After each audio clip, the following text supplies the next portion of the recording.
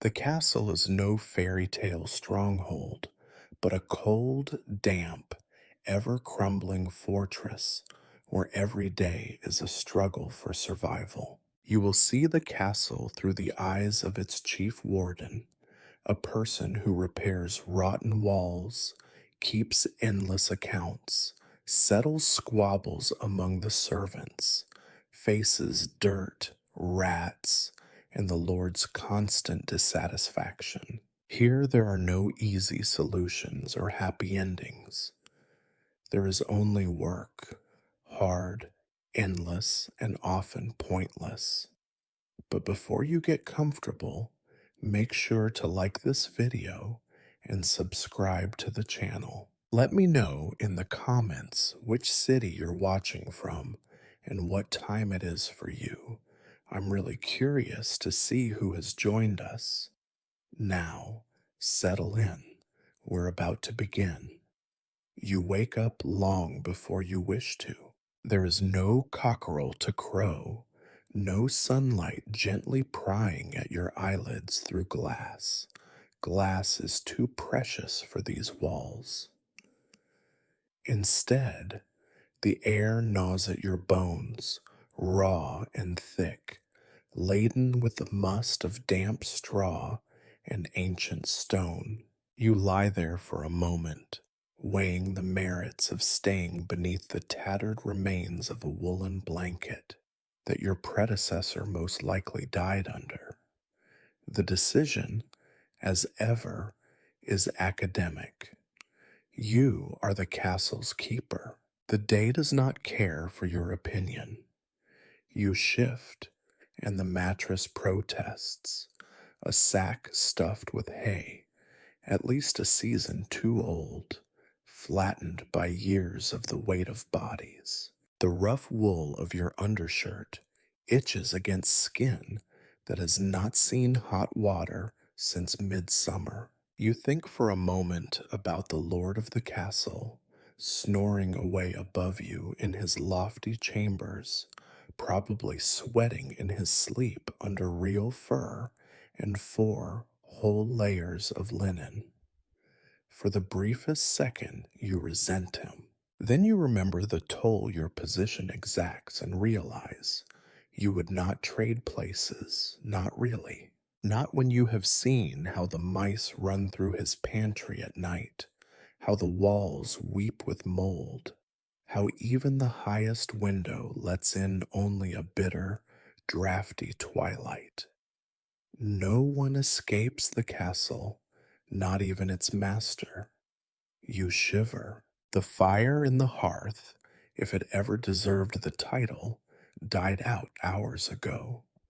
There is no one to relight it but yourself, and no one to blame but yourself for letting it go out. You swing your legs off the mattress, groping for the floor with calloused toes.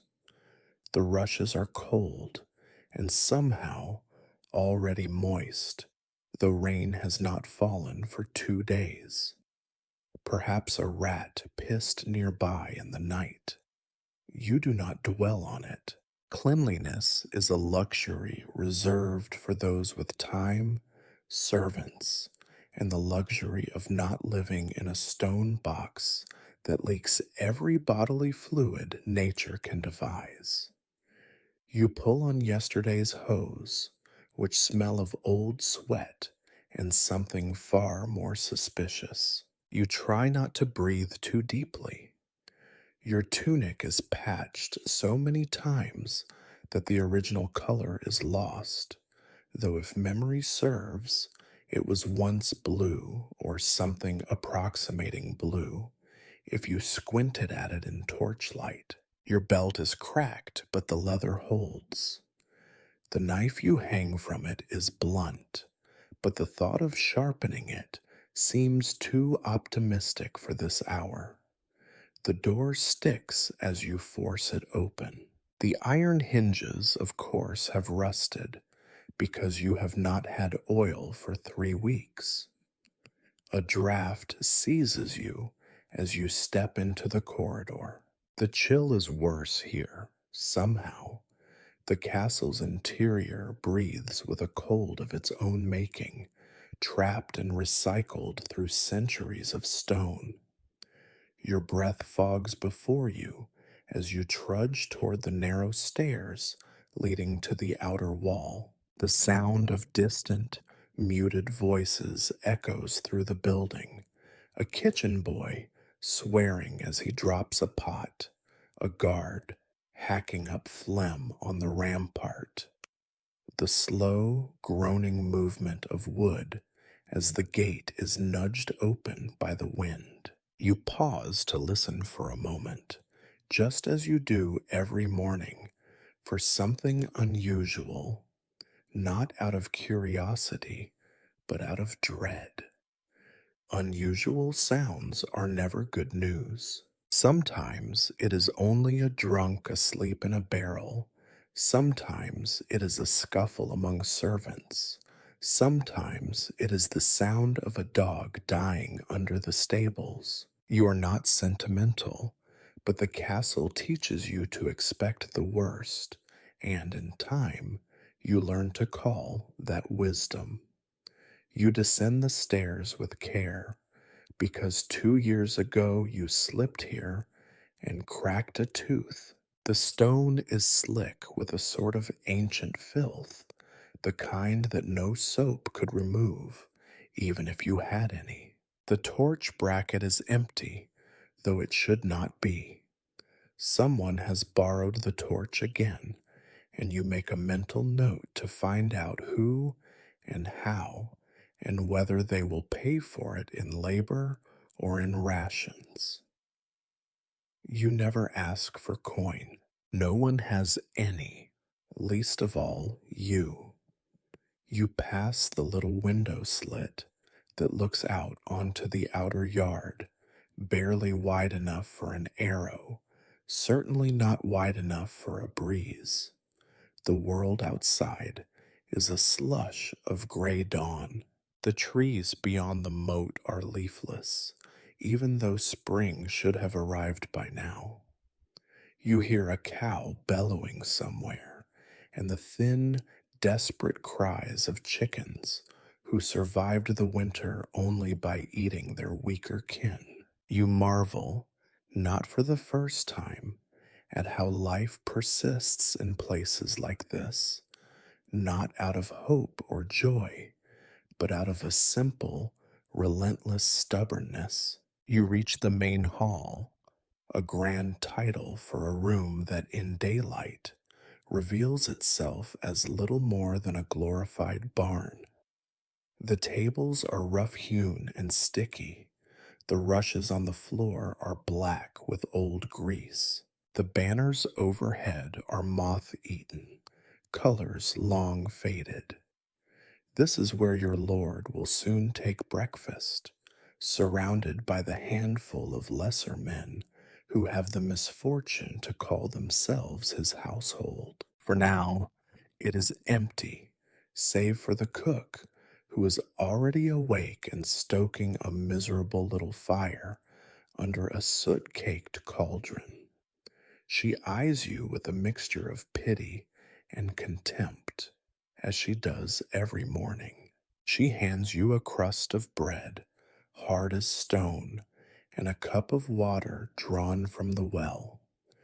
The water tastes faintly of earth, but it is the best you will have it all day. You sit on a bench that wobbles under your weight, chewing the bread with slow, resigned determination. Each bite is a small act of endurance. You remember the taste of real bread, warm from an oven, and decide that memory is an indulgence you can no longer afford. The cook mutters about rats in the pantry, about flour running low, about her daughter's cough. You nod, make a note in your mind, and say nothing. You have learned that as the keeper, your job is mostly to listen to complaints that you cannot fix. A bell tolls, hollow and far away, calling the household to wake. Your day is only beginning. You push aside the remains of your meal, rise, and move to the door, ready to make your rounds. The cold waits for you, hungry and patient. Soon you will face it again, as you do every day and every night and every year until you die or someone finally remembers to replace you. But no one ever does.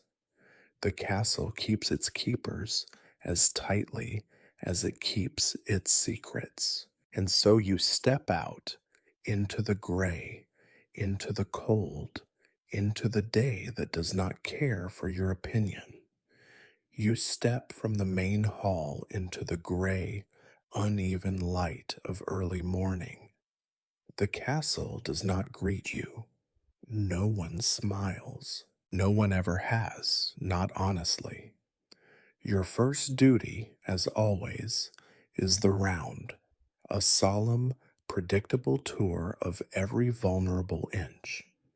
In theory, it is for security. In reality, it is ritual, a weary march to check the same failing bolts, the same cracked stones, the same faces that, like yours, never change.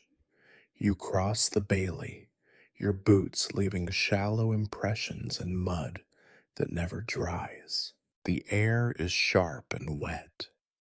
You hear the stifled cough of the night guard, still at his post, wrapped in what passes for a cloak. His name is Henri, or at least he claims it is, though you suspect he only took the name from a better man buried long ago. He salutes you with the barest nod, and you return the gesture. Conversation is unnecessary. His eyes are swollen, red rimmed from sleep deprivation, or perhaps drink, but you say nothing. His job is not to be well, it is to be awake. Whether or not he actually saw anything in the dark hours is by now irrelevant. You make your way along the rampart, the castle's proud wall, which in truth is little more than a tired collection of stones mortared together by centuries of worry and wishful thinking. The battlements are slick, the moss soft underfoot. You pause at each corner, peering into the misty yard, the silent fields, the forests beyond. Once, these woods teemed with wolves. Now, the wolves have mostly gone, replaced by something worse. Desperate men, hungry and bold, willing to risk a crossbow for a hunk of salted meat. You spot, not for the first time, the faintest wisp of smoke on the horizon, a sign that the woods are not empty, that someone, somewhere, watches the castle as you watch the trees. You descend toward the southern gate, the great wooden doors banded in iron, not as solid as they appear. You push and prod the heavy bar, wincing as it resists your touch. The hinges creak, a sound you know intimately, a sound you fear, for it means weakness, and weakness is the only currency in the castle poorer than yours. You make a note to find oil or fat or anything at all that will slow the inevitable decay. It is a pointless exercise, but routine keeps the mind from wandering too far.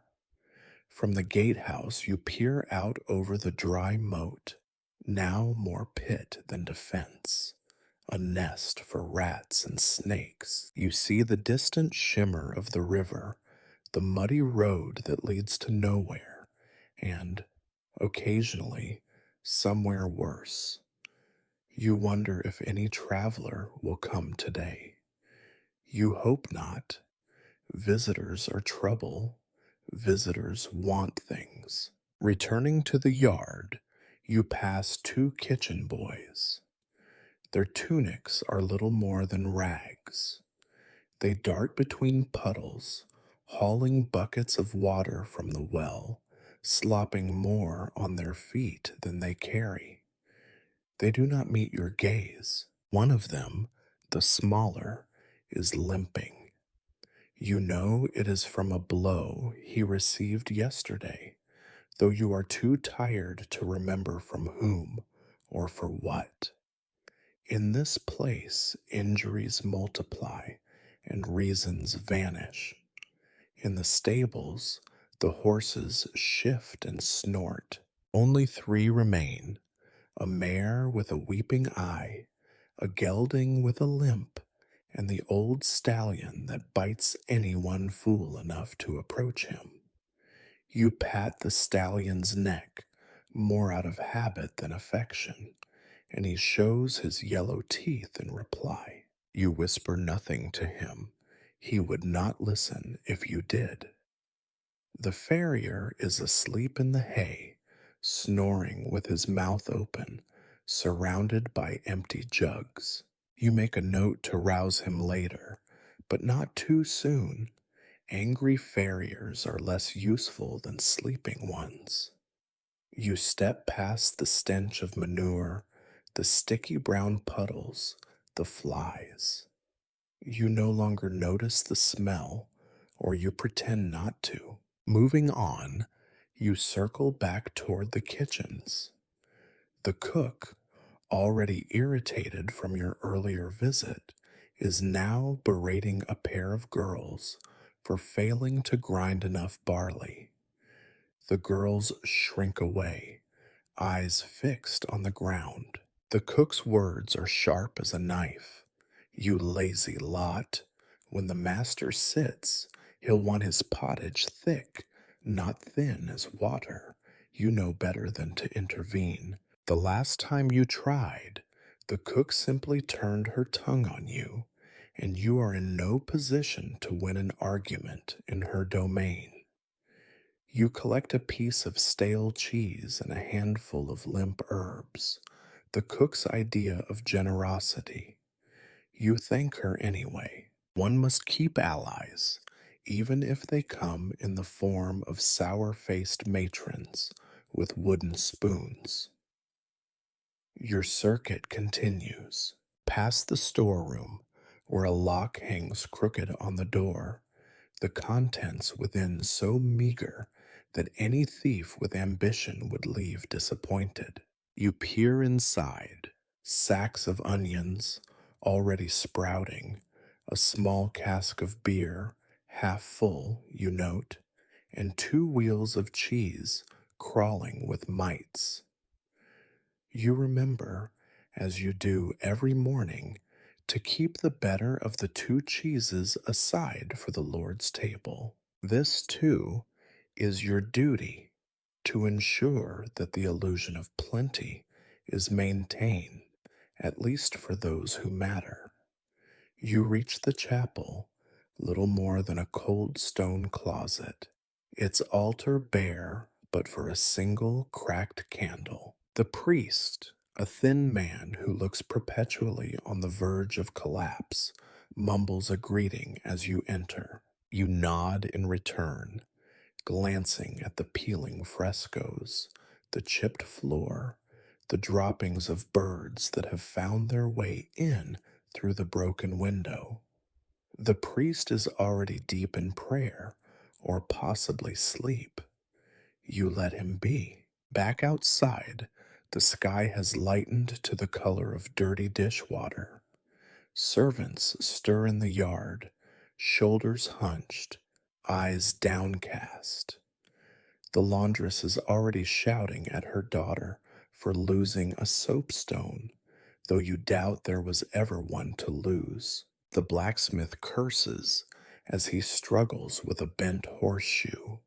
You hear the crack of wood as a boy tries and fails to split a log for the kitchen fire.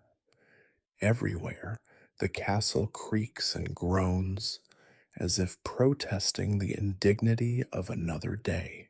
You pause at the well, peering down into the darkness.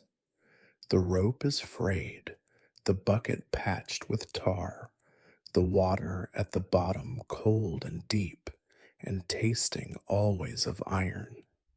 You take a sip, swill it in your mouth, and spit. Better than nothing, but only just. You check the outer wall again, out of habit, eyes searching for anything out of place. A missing stone, a loose shutter, a smear of blood that might mean a rat, or something worse. You find only the usual neglect, decay, and the slow, endless work of time. A castle is not a monument. It is a wound that never heals, only festers. Your final stop is the great hall where you stand for a moment, listening to the day begin. Above you, the Lord's chamber door slams open and closed, the sound echoing down the stone stair. Somewhere, a dog barks. Somewhere, a child cries. You sigh, shoulders sagging beneath the weight of routine. You have made your round. Nothing catastrophic has happened. That, in the castle, counts as a good morning. Now, it is time for the next set of chores, and you know with a bleak certainty, as you turn back toward the yard, that every day will be much like this one, and the next, and the next, for as long as the castle stands, or until you fall apart. Before it does, your feet are already tired as you turn toward the towers. There are four of them, at least on paper, though the word tower flatters three crumbling pillars and one that is genuinely tall only by comparison to the others. Each has its own stench, its own breed of draft, and its own little colony of men who, in theory, serve under your authority. In reality, they treat your commands as suggestions, and suggestions as things to be ignored unless enforced by force or threat. This, too, is your burden. You cross the bailey, wind biting at your cheeks, and approach the north tower first. Its base is slick with moss and something worse. You stopped wondering what, after your boots turned green the first spring. The door, battered and banded with rust, protests as you push it open. Inside, the narrow spiral of stone steps climbs toward the arrow slits, each one stuffed with scraps of old cloth and straw to keep out the cold. They do not succeed. You shiver with every step, the chill radiating through the walls, through your bones. At the top, you find the first of your loyal guards. His name is Guy, a man with a face like a boiled potato and a temperament to match. He is slumped on a bench, head tipped back, mouth open, snoring. The crossbow that should be in his hands lies at his feet, its string slack, a rat nibbling at the leather grip. You clear your throat loudly. Guy's eyes flicker open, then shut again. You give his boot a gentle kick, which he pointedly ignores. You could threaten him, dock his already pitiful rations, make him scrub the privies, send him out on a night patrol. But you know from experience that he will simply grumble, do what is strictly necessary, and sleep as soon as your back is turned. You have learned the hard way that men like Guy are not reformed, they are endured, until a better man can be found, or until a worse fate befalls them. You pick up the crossbow, inspect it, and return it to his lap. He cracks one eye open and mutters something about bad ale. You do not bother to answer. From the tower's narrow window, you peer out at the morning. The landscape is flat and colorless, fields still brown from winter, the thin line of trees in the distance bare and hopeless. No one approaches, no army, no messenger, no threat, at least not today. You scan the horizon anyway, the habit of a lifetime, knowing that the greatest threats rarely announce themselves. Bandits, famine, plague, they all come quietly, and then all at once. You descend the stairs, knees aching, and exit into the yard, crossing to the east tower. This one is shorter, squatter, half collapsed at the top. Two boys huddle just inside the door, dice rattling in their hands. When they see you, they scramble to hide the game, but you have already seen it. They are supposed to be on lookout. You consider giving them a lecture about vigilance, about how a single lapse could mean death for everyone. But they are 15 years old and look half starved. Instead, you shake your head and tell them to sweep the stairs. They nod, grateful for the mercy, and vanish into the shadows. You climb the narrow, winding stairs, pausing to catch your breath. You are not as young as you once were, though you do your best not to show it. Halfway up, you find the source of a foul smell, a dead pigeon rotting in a corner. You prod it with your boot, make a note to have it cleaned up, and continue on. At the top, you look out over the courtyard. The castle looks much smaller from above, less like a fortress, more like a broken promise. You see servants scurrying between buildings, smoke rising from the kitchen chimney, chickens pecking at the mud. Life goes on, not because anyone wants it to, but because it is too stubborn to stop. You move on to the south tower, which is used mostly for storage.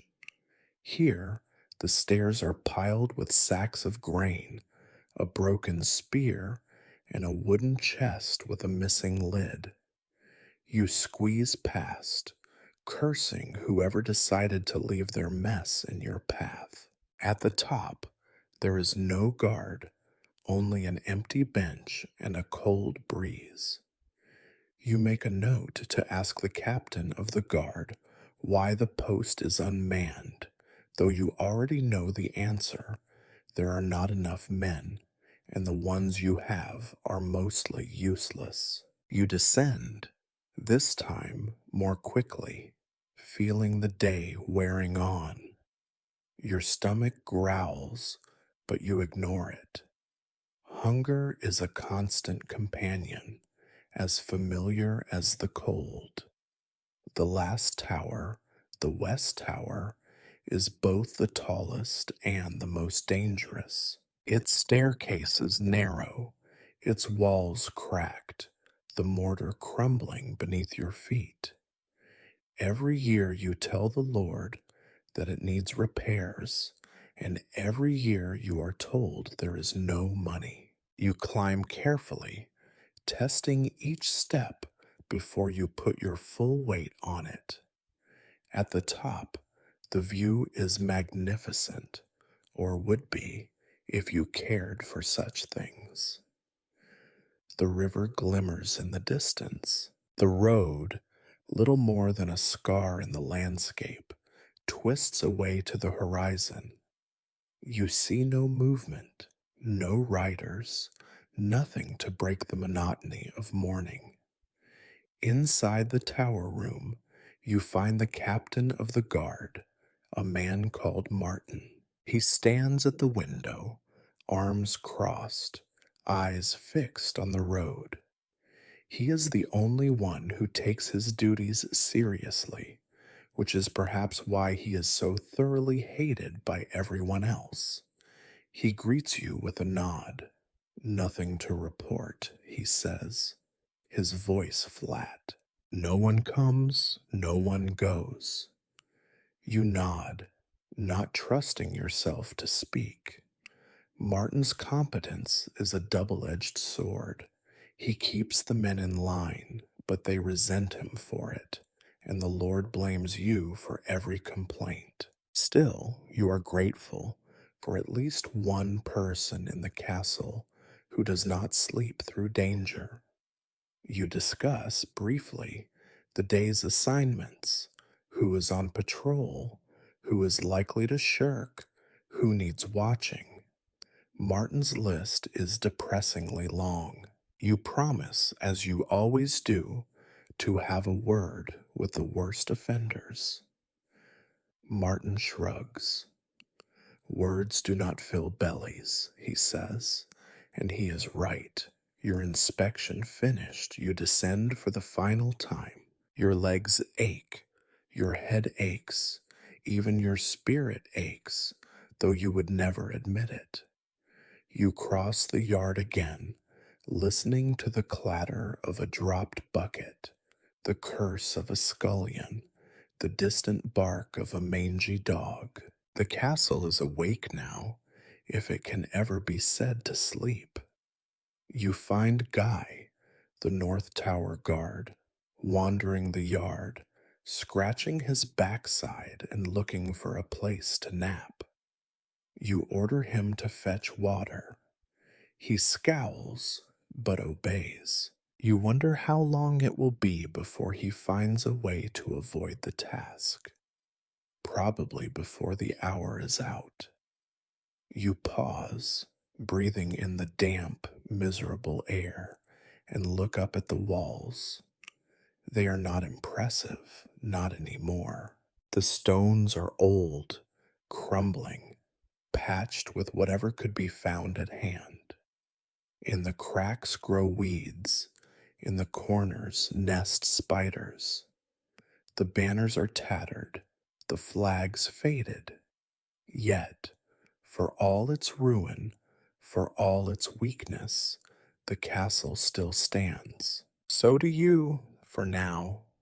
You move on, already dreading the next duty that awaits, for there is always a next duty, and always, always, a new disappointment. By now, the pale sun is little more than a suggestion above the battlements, and the yard has grown noisy with the familiar rhythms of a day that will, inevitably, turn out much like every other. You, as keeper, find yourself, once again, as always, drawn toward the well, which has become the unspoken court of the castle's women. The place is an unofficial parliament, ruled not by titles, but by rumor, barter, and the silent hierarchy of those who know how to make a pot of gruel stretch for one more day. This morning, the well is already surrounded by a tight, conspiratorial knot of maidservants. You know them all by name, by the shape of their voices, and the cadence of their complaints. There is Margaret, tall and sharp faced, who claims to be barely 16, though she has a gaze as weary as any grandmother's. There is Alice, new and awkward, who holds herself apart, clutching her empty pail as if afraid it will be stolen out of her arms. There are two younger girls, cousins probably, who never seem to speak but always manage to witness everything worth knowing. As you approach, the chatter dims, but only a little. They know better than to stop outright. That would look too suspicious. Instead, they let the words die in their throats, mouths tight with secrets. You do not mind. A keeper who does not pay attention to gossip in a castle is a fool. You nod a stiff greeting, which is met with curtsies of various degrees of insincerity. Today, the trouble is about a missing slice of ham. You hear it first in a roundabout way. Someone wonders aloud how the pigs are faring. Another muses on the virtues of salt as a preservative. A third remarks, not too quietly, that food seems to disappear faster than it should. At last, Margaret, who always prefers to play the accuser, declares, if there was any justice, the thief's hand would be cut off. She glances at Alice, who blushes, and looks at her shoes. You sigh, already tired of this play before it begins. You have been here before, many times. Food is never enough, and suspicion is always more plentiful than meat. The theft of a single piece of ham is not, in the grand scheme, a tragedy, but in a place where every meal is a calculation and every hunger an insult, it is enough to breed small wars. You ask, flatly, if anyone has seen the ham. Silence. You ask again, more pointedly, if anyone saw anyone near the kitchen last night. Margaret glances at Alice. Alice shakes her head. The cousins watch you both like foxes from the bramble. Finally, Alice stammers that she heard someone, perhaps in the night, perhaps not, and perhaps it was nothing. The cook, summoned by the growing noise, appears, arms folded, face pinched. I suppose you want me to believe it was the rats, she says, loud enough for all to hear. The word rat hangs in the air, and you are certain she is not only speaking about the four-legged variety. You could force a search. You could turn out pockets, upend straw mattresses, make an example of someone. But you know what will happen if you do. No one will confess, nothing will be found, and the true thief, if there is one, will be only more careful next time. You tell the gathered servants, in a tone you hope sounds authoritative, that if the ham is returned, there will be no punishment. Margaret smirks. The cousins whisper. Alice nods, too quickly. You pretend not to notice. You are not here to deliver justice, only to keep the peace, and sometimes the difference between the two is wider than the moat. With the matter settled, the women return to their duties. Buckets are lowered into the well, pulled up, water sloshing over bare feet and freezing toes. Alice lingers, and you ask quietly if there is something she wishes to say. She hesitates, then tells you she heard voices in the night, not from the kitchen, but from near the stable. She is not sure who it was.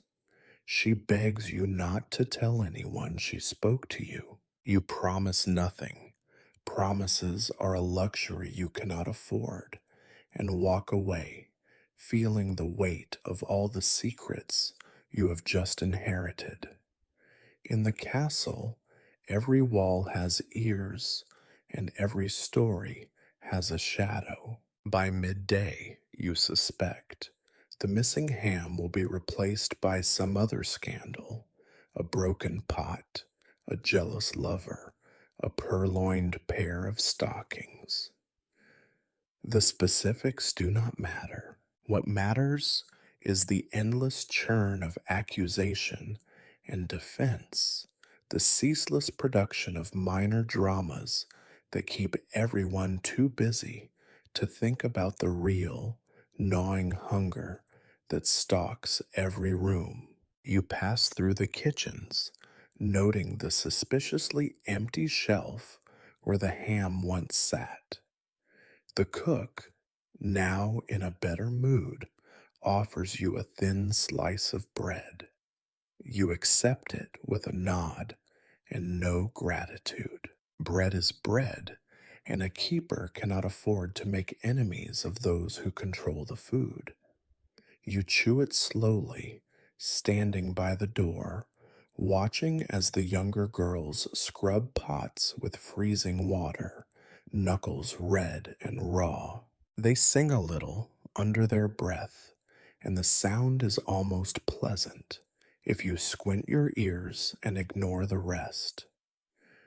Just beyond the kitchen, you find the laundry maid hanging a battered sheet across a bit of rope. She sees you and grimaces. If you are here for the stockings, they are not here, she tells you. You smile just barely. The laundry is always a nest of intrigue. Last week it was a missing shift. The week before, a stain that would not come out. Every day, some fresh trouble. You make your rounds, listening as much as you look. You hear about the Lord's new boots, which are pinching his toes and putting him in a foul mood. You hear about the priest who has been taking more wine from the chapel stores than usual. You hear that one of the guards was seen, late at night, entering the tower with a girl from the village, a violation of the rules, which you will not bother to enforce. Rules, like bread, are stretched thin in this place. It is a strange thing, the way gossip works in a castle. Sometimes it is a weapon, sometimes a shield. More often, it is simply the only form of currency anyone has, a way to buy a little favor, trade a little safety. You remember once, years ago, when you tried to stamp it out, to insist on truth and discipline and honesty.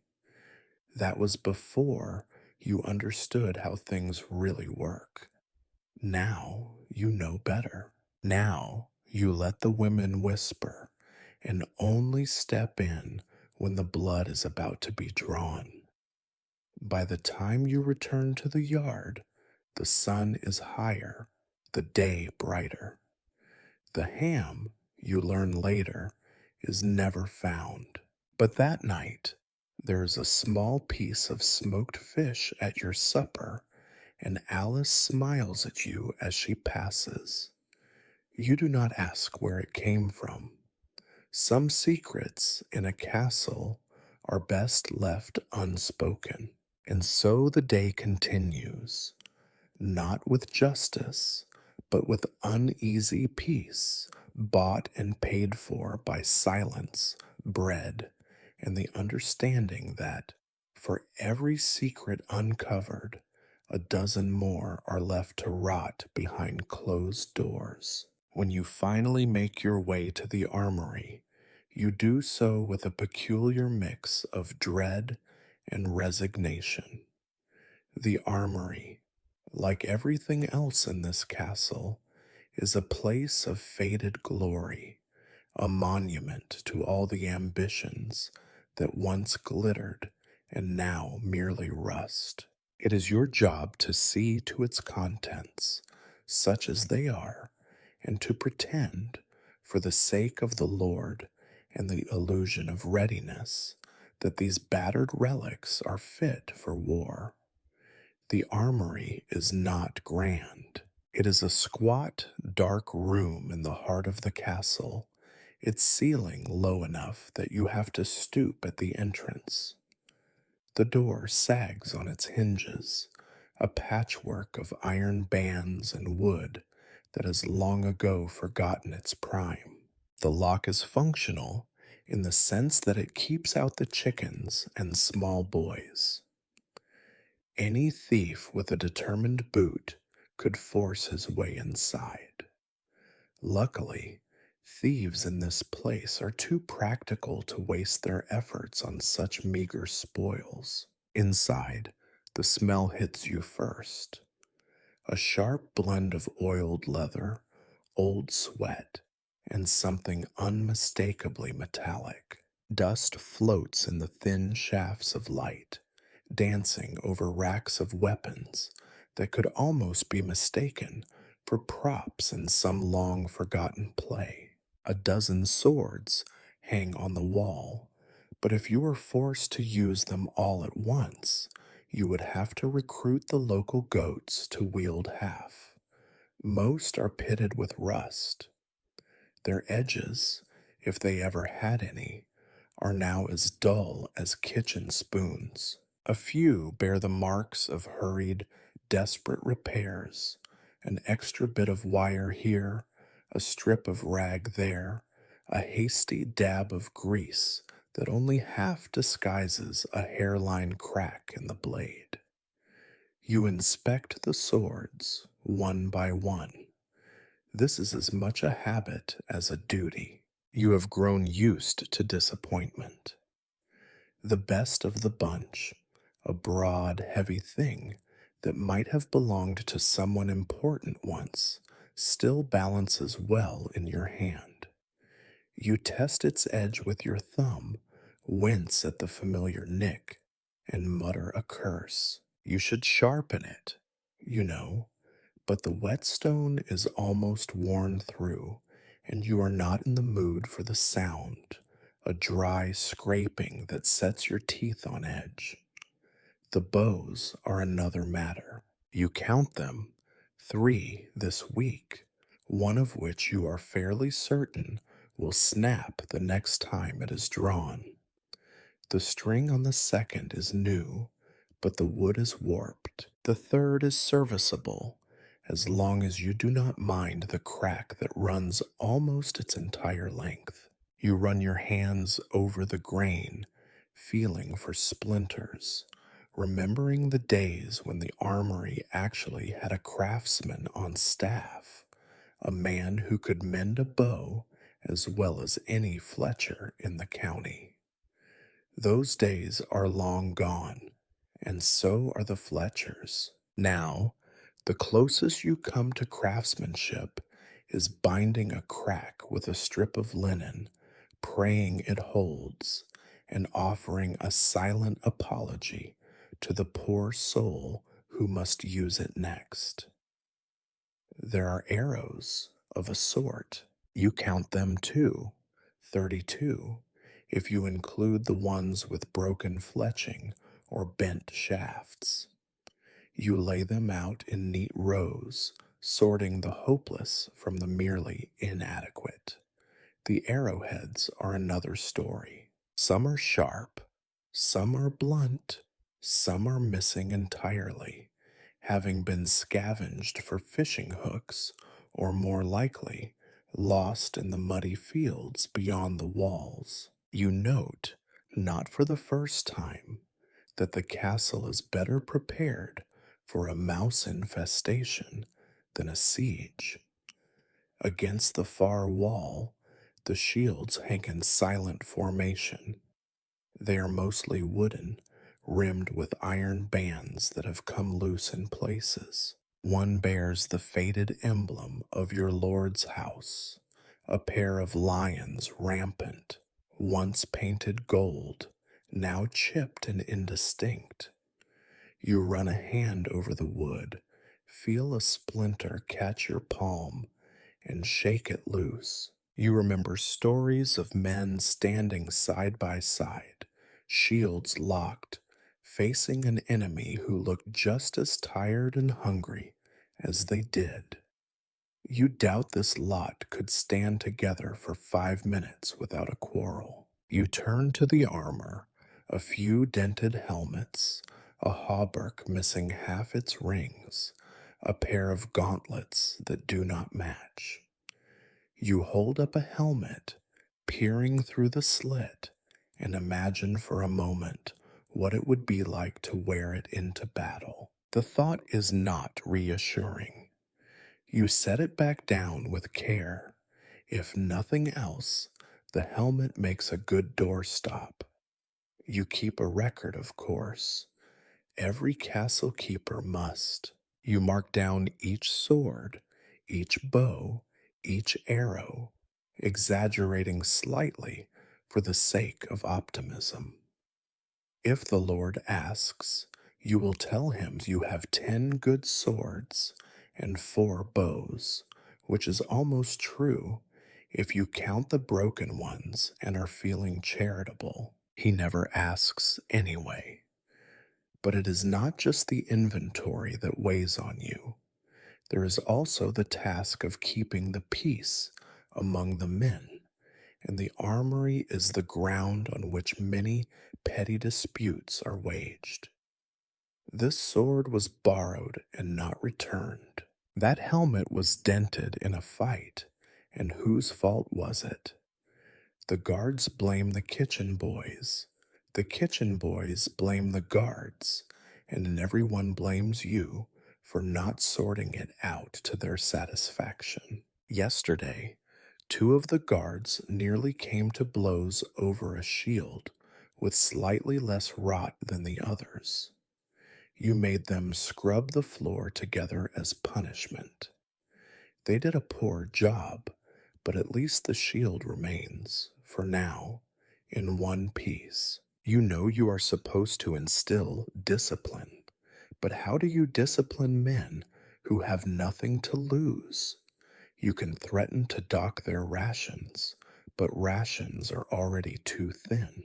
You can threaten a beating, but most of them have taken worse from their own fathers.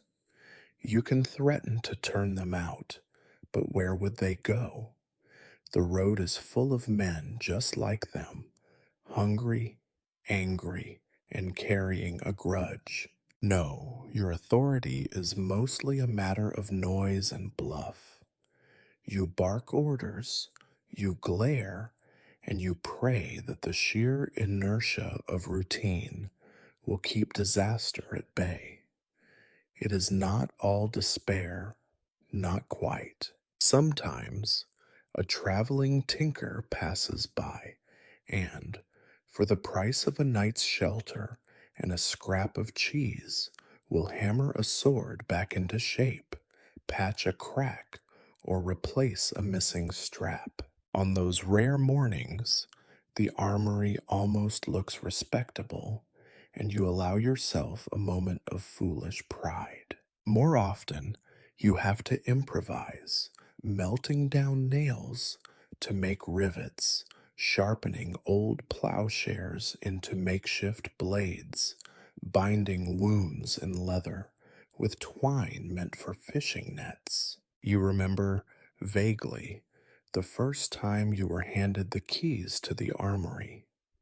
You were younger then, and the weapons seemed weightier, the responsibility real. Now you see the truth of it.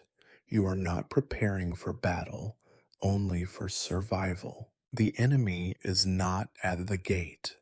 The enemy is time and rust and hunger and the slow decay that eats everything, including hope. Before you leave, you take one of the swords, the best of a bad lot, and wipe it down with a rag. It gleams, briefly, in the weak sunlight. You test its balance, swing it in a lazy arc, and remember a time when you believed such gestures mattered. Then you set it back, lock the door, and hang the key on your belt. You sigh, stretch your aching back, and step out into the corridor, ready for the next disappointment. The armory remains, as always, a silent testament to the castle's fortunes. You have done your duty for now. Tomorrow, you will do it again and again until there is nothing left to count, nothing left to guard, and nothing left to pretend.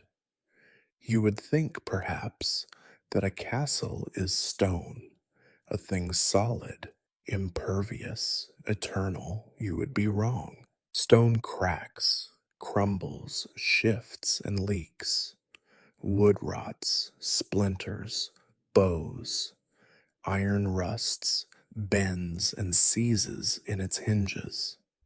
Nothing holds together unless you are there every single day, making it hold together with your own battered hands. This is the keeper's true work, not glory, not command, not even safety, but simply keeping the castle from dissolving into ruin a little faster than it otherwise would.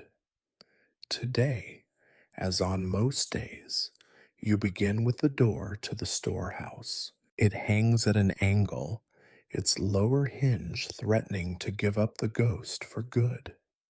You squat down, knees popping, and peer at the hinge, caked in a layer of greasy mud and what is probably old pig fat. You consider removing the door entirely, just propping a plank across the entrance, pretending it is security. But you remember the last time the storehouse was left open overnight. Rats, cats, and a drunk stable hand all made themselves at home. You force yourself to care, because that is what a keeper must do. You dig out the iron nails you have hoarded in a little pouch at your belt, 4 in total, which you prize like gold. You try to hammer one in to hold the hinge, but the wood is soft, almost sponge. The nail bends. You swear, softly but creatively, and then wedge a bit of broken pottery into the hole, hammer the nail again, and pretend you do not see it move. The door swings badly, but it swings. You decide it is good enough for now and move on. You make a list as you go: roof tiles missing from the kitchen, loose stones on the inner wall, a broken shutter in the steward's quarters, the latch to the chicken coop so rusted it has fused shut. The list grows, always, as fast as you can cross things off. If you fix a wall, the rain finds the roof. If you patch the roof, the wind finds a crack in the window. You feel sometimes as if you are running in circles, chasing the same troubles over and over. Only the order changes, never the outcome. Next, the walls. You do your daily circuit, eyes searching for the telltale signs. A streak of lime washed down by rain, a fresh gap where mortar has flaked away, a stone with too much play. You find 3 places where a child's hand could slip through, 2 where an adult's might try, if they were desperate. You press cold mud into the worst gaps, packing it tight with your fingers, then slapping a bit of straw into place for good measure. It will last until the next downpour, or until someone leans too hard against the wrong section and finds themselves on the outside, wondering how it happened. The keep itself, proud centerpiece of the castle, or so the Lord calls it, is in a state of slow collapse. The wooden stairs creak dangerously. You warn people not to use them, but they do anyway. The main door scrapes the floor, gouging a furrow deep enough to trip over. The kitchen chimney leans a little farther each month. Black stones coated in the oily residue of 1,000 burned dinners. You consider trying to shore it up with a brace. But you know, with a certainty born of years in this place, that any such attempt will simply move the problem to a different part of the wall. The castle wants to fall down, you sometimes think. It takes all your effort just to delay its wish. You turn to the roof, a few loose tiles, a gap where last winter's snow forced its way in and stayed until it melted, rotting the wood beneath. You climb up with caution, one eye always on the edge, remembering the story of old Peter, who slipped and vanished into the courtyard below, only to be found 3 days later by the dogs. The tiles are cold and slippery with greenish lichen. You replace the worst ones with whatever you can find. A flat stone here, a bit of carved wood there, a broken slate someone tried to use as a plate. When you climb back down, you look up and feel no satisfaction, only relief that you did not join old Peter. It is not all heavy work, though it feels that way. Sometimes you are called to repair a bench, to patch a chair leg with twine, to rehang a door that a servant slammed too hard in anger. These are easy jobs, but they are endless, and each one comes with its own story. The bench, broken in a scuffle over a bit of cheese. The chair, kicked apart by the steward's son in a fit of temper.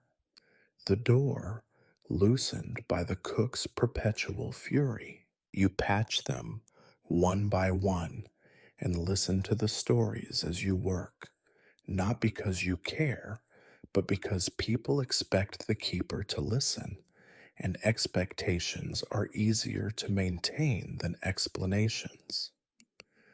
When you need materials, you scavenge. There is no store of timber, no neat stack of bricks. Instead, you make do. A beam rescued from a collapsed shed, stones pried from the overgrown outer wall, nails and pegs lifted from furniture, too broken to save. Once, in a fit of wild hope, you asked the Lord for money to buy supplies from the traveling merchants. He laughed, told you to use your wits, and then forgot the matter entirely. Your wits have served you, but only just. And then there is water. Always water. The castle leaks from every seam. You spend a good part of every rainy day with buckets, mops, and curses, chasing the trickles that snake down the walls, the puddles that form under beds and in the darkest corners. You can smell the damp everywhere, in your clothes, in your boots, in your bones. In winter, the water freezes, slicking the floors with invisible danger. You slip sometimes and wonder if anyone would notice if you simply did not get up. At noon, you pause to eat. If you are lucky, a crust of bread with a bit of dried onion, washed down with water that tastes faintly of last season's mold. You eat alone, in the yard or in a corner by the stables, watching the sky and trying not to think about how much is left to do.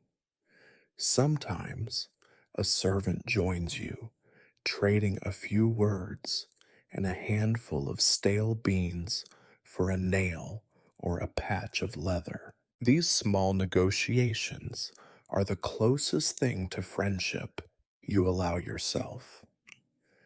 After lunch, you return to your rounds. There is always something new: a window shattered by the careless swing of a broom, a gate that will not close, a step that has worn down to a dangerous slope.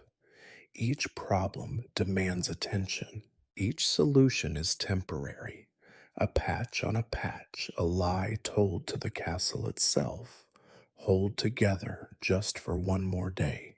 As the afternoon wears on, you notice the bruises on your knuckles, the soreness in your knees, the grit under your nails that never quite washes away. You try to remember the last time you finished your list, the last time you felt that the castle was anything other than one disaster away from collapse. You cannot. The memory is lost, if it ever existed. Dusk finds you still working, a board here, a stone there, a muttered prayer to the saints, though you doubt they are listening. The castle settles around you, groaning and sighing in the cold, the old bones of the walls shifting as they always do. You look at your hands, cracked and bleeding, and know that tomorrow you will do it all again. And the day after, and the day after, until the castle finally gets its wish. You are the keeper. You do not build, not really. You delay the inevitable with nothing but hope, sweat, and scraps. And the castle, reluctantly and only just, endures. It happens perhaps twice a season, sometimes less, but it always feels like a catastrophe, the unexpected arrival of a guest at the castle gates. Sometimes it is a local knight, sometimes a wandering cleric, and worst of all, sometimes it is a noble with his own retinue, hungry, critical, endlessly entitled. Today it is the lesser sort of knight, the kind who arrives with more demands than manners, and with a number of attendants clearly intended to overwhelm your limited hospitality. You hear the commotion from the rampart, the barking of the dogs, the shouts of the stable boys, and the echoing bang as the gate is reluctantly hauled open.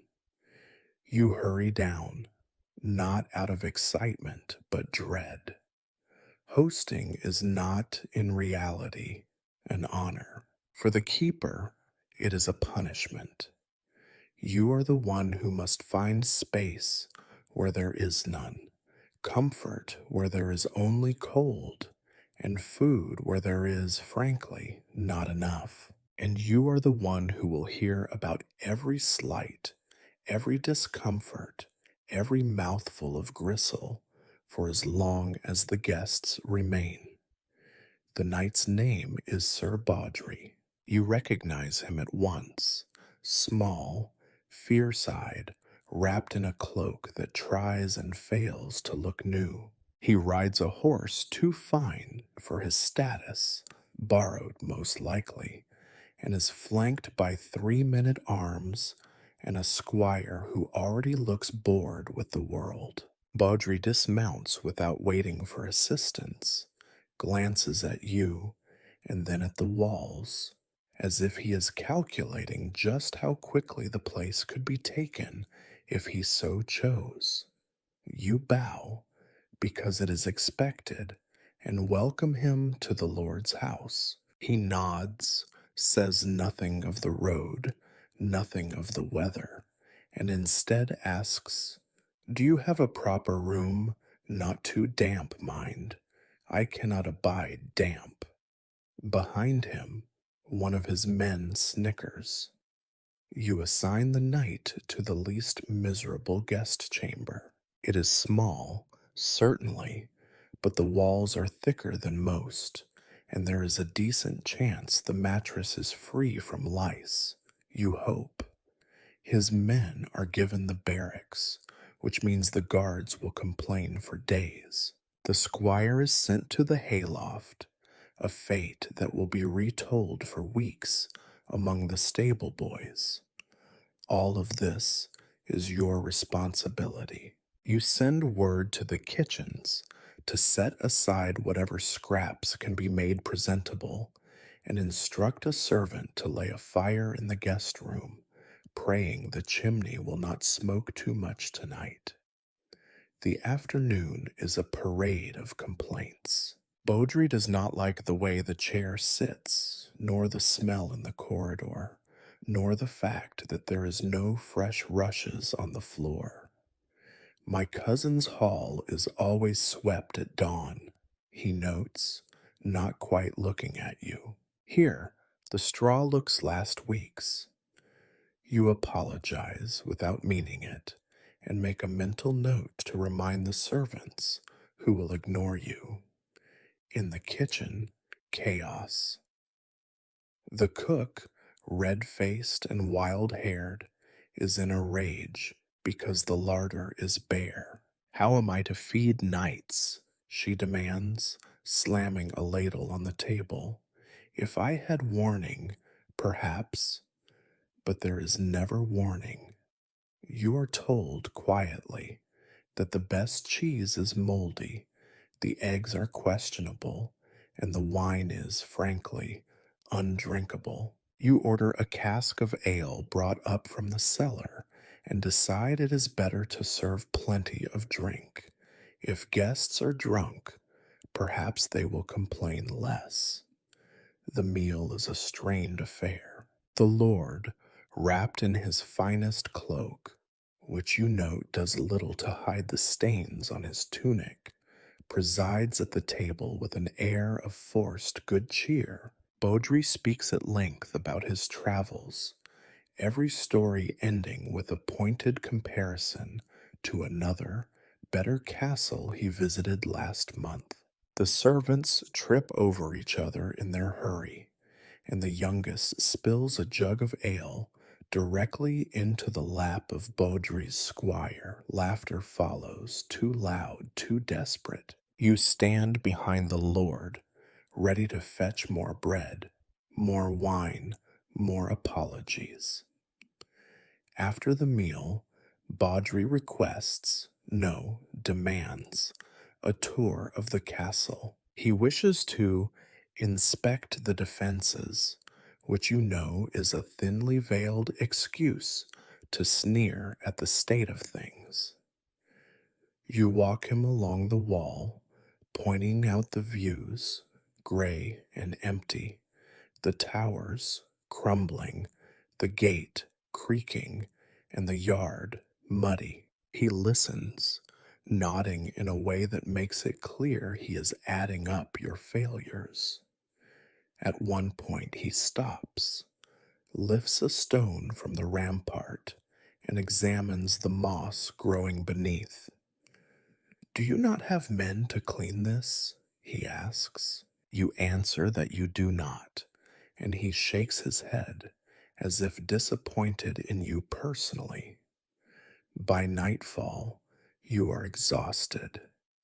The castle is tense, the staff snappish, the dogs restless from too many unfamiliar scents. You check on the knight's room once more before retiring. He is already complaining about the mattress. It feels as though it is stuffed with rocks, he says. You offer to fetch another blanket, knowing full well there are none to spare. That night, sleep is shallow, interrupted by shouts from the barracks. Beaudry's men are fighting with your guards over what you do not know, and you do not care. In the morning, there will be bruises and blame, and you will be expected to sort it out. When dawn comes, Beaudry is up early, demanding his horse be saddled and his men be fed. He departs with barely a word of thanks, leaving behind only muddy footprints, empty bottles, and the smell of his perfume lingering in the corridor. You feel relief, but you know that the real work now begins. Cleaning up, smoothing ruffled tempers, patching whatever has broken in the night. The Lord is in a foul mood.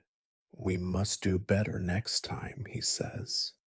You do not answer. There will always be a next time, and you will never be ready. You spend the morning counting spoons, finding only enough for the household, one silver one missing, and you do not bother to look for it. You order the rushes swept, the mattresses beaten, the wine watered down and hidden away.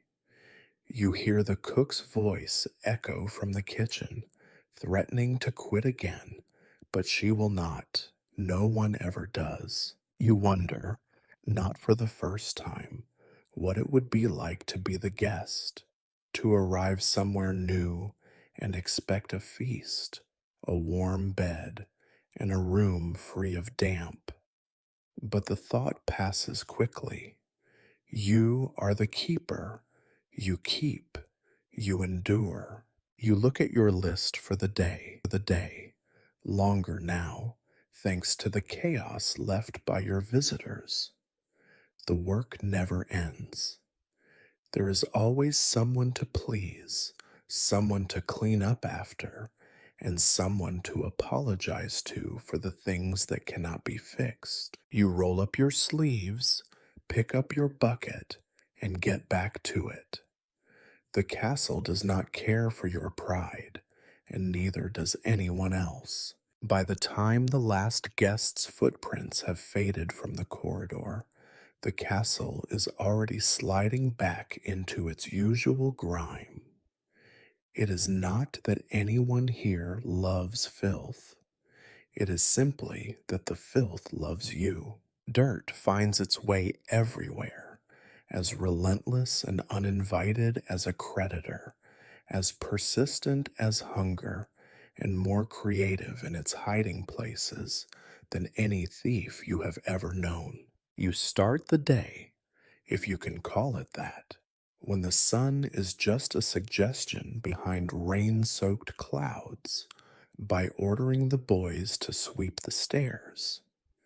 This is less about cleanliness and more about morale, or at least about the appearance of morale. The stairs spiral up from the main hall, stone worn smooth and slippery by generations of muddy boots, bare feet, and the odd panic driven dash for the door. At each step, the boys' brooms scratch up a thick layer of grit, straw, mouse droppings, and, on bad mornings, a crust of what you dearly hope is old soup rather than something the dog left behind. You watch them work for a while, correcting the laziest strokes, picking up handfuls of straw that are too large to ignore. It is never enough. As soon as one end is swept, someone appears at the other, trailing new filth in their wake. The little one, Martin, whose parents gave him to the castle rather than feed another mouth, starts to cry at the futility. You bark at him to keep moving, knowing there is no point in sympathy. This, too, is a lesson. In the castle, nothing ever stays clean. Next, the rushes. Each room is scattered with them, a medieval substitute for carpet, an ever present mat of straw, herbs, and, if you are lucky, a sprig or two of lavender from last summer. You try to keep them fresh, but that is a joke. The old rushes cling to the floor, packed down by years of foot traffic and spilled food, and what can be pulled up must be carted away to the midden heap, where it will rot in dignified company. Today's batch smells less of grass and more of something dead. You try not to breathe too deeply as you supervise their replacement in the Lord's chamber. The servants argue about whose turn it is to cart the old rushes out. You threaten to pick at random, and that gets them moving, at least for a while. In the kitchens, the dirt is a living thing. The hearth, The very heart of warmth and comfort in theory is black with grease, smoke, and the fossilized remains of 100 stews. The cook wages a daily war against the buildup, scraping the blackened stones with a knife that is older than most of the staff. Pig's trotters, chicken bones, onion skins, and bits of stale bread find their way under the table, beneath benches, into corners no broom can reach. Occasionally, you lose a spoon or a ladle, only to discover it weeks later encased in a sticky grayish mass that was once a rat. And then there is the yard. Rain turns it into a soup of mud, straw, and manure, a shifting sea that swallows boots, chickens, and, on more than one occasion, a small child's hat. You order the yard swept daily, but this, too, is an exercise in futility. Each load of filth carted out is immediately replaced by three more, as if the castle itself breeds dirt in the night. You make your rounds, checking the privies. These are little more than holes over a pit, ringed by planks that creak alarmingly underfoot. Flies swarm in clouds so thick you have learned to keep your mouth shut, both literally and figuratively. Twice a year, you pay the dung collector to come and shovel out the worst of it, a job so foul that even the rats keep their distance while it is being done. The rest of the time, you do your best to sprinkle ashes and straw, but the stink never really fades. It merely settles, waiting for the next gust of wind to remind everyone that the castle is, in many ways, a glorified farm. In the laundry, the washerwomen wet linen and wool against the stones at the river's edge, their arms red and raw. The water, already cold and silty, becomes a soup of soap, blood, sweat, and mud within minutes. You have heard tell of soap made from fine oils and scented herbs, but here it is more likely to be a lump of animal fat and ashes. The clothes come out cleaner, perhaps, but never clean.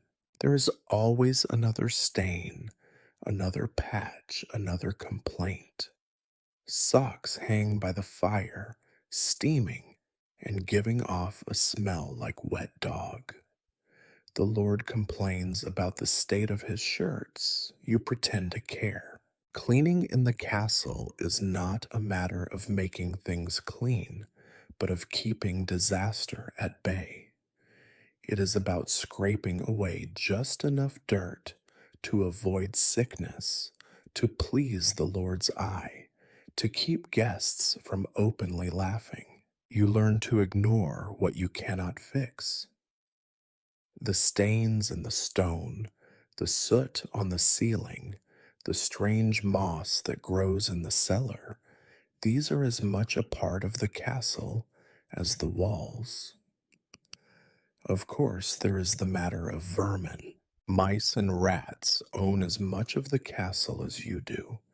In the pantry, you set traps baited with stale bread or the last rind of cheese. Sometimes you catch a mouse. More often, you catch nothing, and the kitchen cat, old, surly, missing an ear, looks at you as if blaming you personally for the state of things. On some nights, when you lie awake, you can hear the rats in the walls, gnawing, nesting, thriving. The Lord asks why the cheese disappears so quickly. You blame the servants, but everyone knows the truth. It is a war you cannot win. Cobwebs festoon the corners, undisturbed except for the few that are swept down before the Lord's periodic inspections. Spiders, at least, earn their keep by eating the flies. You allow them to remain in the darker corners, a silent understanding between keepers of the castle's lesser orders. Once in a while, a visitor will comment, sometimes kindly, more often with a sneer, about the state of your grand hall. The rushes are black with age, the tapestries faded and riddled with holes, the wooden beams so greasy that your hand comes away. Slick after you steady yourself, you smile and make a joke, perhaps, about the air being good for one's lungs, or about how the finest Parisian halls have rats as well. The visitor laughs, but you see their nose wrinkle, and you know what they will say about you when they leave. None of this surprises you. Dirt is the castle's oldest resident, and the only one that is truly content. It asks for nothing and gives nothing in return. You sweep, you scrub, you curse, and still it returns, thicker, more stubborn, more certain of its place. It is a kind of peace, you suppose, to know that in 100 years, when the banners have rotted and the Lord's name is forgotten, the dirt will still be here, waiting patiently for the next keeper to take up broom and bucket and fail, just as you have. As the day ends, you take one last walk through the halls, torch in hand, eyes half shut, to spare yourself the worst of what you might see. The shadows are long, and the dust glows in the firelight. The castle groans as it settles, and somewhere behind you, a mouse skitters across the floor. You sigh and close the door behind you, locking the dirt inside with everyone else. Tomorrow, the sweeping will begin again and again and again. You do not expect to win, no one does, but you keep at it anyway, because that is what keepers do. They lose every day and call it work. The castle's stomach is always grumbling. Some days it is the echo of your own hunger, an ache that makes you irritable before noon. Other days it is the collective hunger of a household, the kind that makes tempers short, eyes watchful, and rumors sharper than knives. The larder, as always, is both a monument to careful management and a chronicle of failure. This morning, you take your ring of keys and trudge to the storeroom, a task as full of dread as any tour of the battlements. The door, thick oak, is studded with iron nails. It looks formidable until you remember you installed half of those nails yourself, mostly to keep the planks from parting like bad teeth. The lock is a relic, temperamental as a mule, and the key fits only after a little cursing and a solid kick. Inside, the cold hits first. It is a damp, unhealthy chill, made worse by the sourness of spilled ale and the unmistakable coppery tang of old onions. You pause in the doorway, breathing shallow, and survey your kingdom of scarcity. There are 3 sacks of barley, one sprouting green threads from the corners.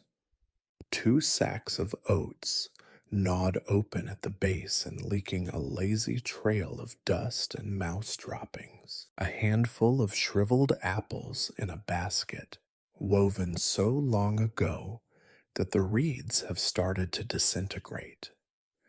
There are 2 wheels of cheese, each crawling with tiny white mites you pretend not to notice. You count the turnips, 8, one softening at the base, another with a suspicious bite mark. It is early spring, the cruelest time of all for a castle's kitchen. The roots in the cellar are limp and sweet, a taste you have grown to hate. The dried beans are hard as pebbles. The last of the salt pork is mostly fat, the rest gone to the Lord's table on feast days. You lift a sack of flour and are rewarded with a cloud of white dust, mold or weevil, it does not matter which. The end result is always the same. The bread will be smaller, the porridge thinner, and the complaints louder. You check the ale barrels. 2 remain, one sour, and one with a plug of old wax that has started to leak. The cook will want you to fetch more, but there is no more. The beer is thinner each month, watered down until even the children can drink it without giggling. You remember when there was wine in the cellar 3 years ago, before the vines all died in the frost. There is still one bottle left, hidden at the back behind a stack of broken crockery. You tell yourself you are saving it for an emergency, though you know, deep down, that no emergency will ever feel like the right one. Next, you inventory the preserves. Pickled cabbage, 2 jars, both slimy.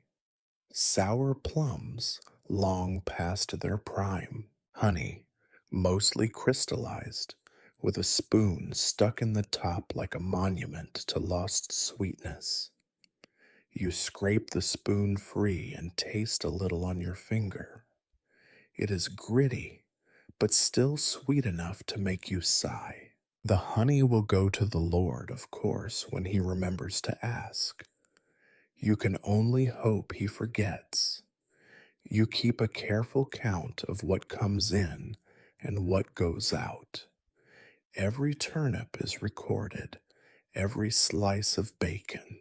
You know, with a precision born of necessity, how many days' worth of bread can be baked, how many mouths can be fed before the next market day, if the market is not canceled, if the roads are not flooded, if the Lord does not decide to throw a feast for some visiting nobody. It is a game you can only lose more slowly.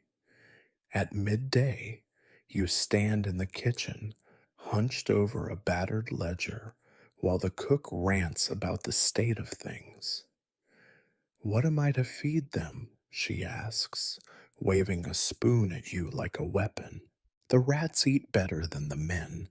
If you had any sense, you'd find a pig or two and see if they will cook themselves. You mumble apologies, knowing they mean nothing. You suggest an adding more beans to the stew.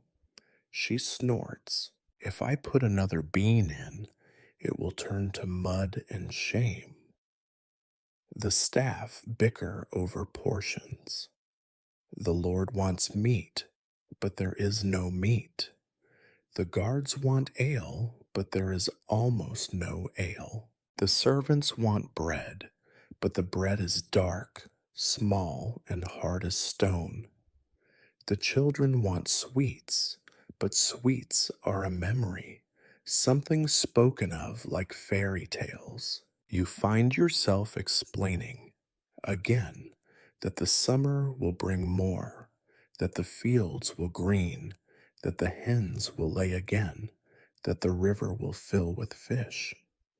You make these promises with a straight face, because that is what keepers do. Sometimes you suspect the larder's worst thief is hope itself.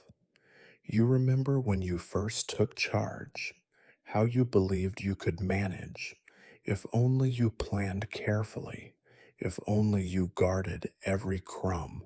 You see now that the castle is always hungry, and nothing you do will fill it. It is not just mouths you must feed, but anxieties and resentments, the endless fear of running out. At the edge of your hearing, you catch wind of the usual rumors that the miller has been cheating with the weights, that someone saw a stranger in the fields, that the neighbor's pigs are fatter and the chickens lay eggs as big as apples. You let the rumors circulate. Sometimes hope is less dangerous than panic. The Lord comes to you in the afternoon, hand outstretched, palm up. A little cheese for my supper keeper, he asks. You weigh the request. If you give him the cheese, there will be none left for the rest.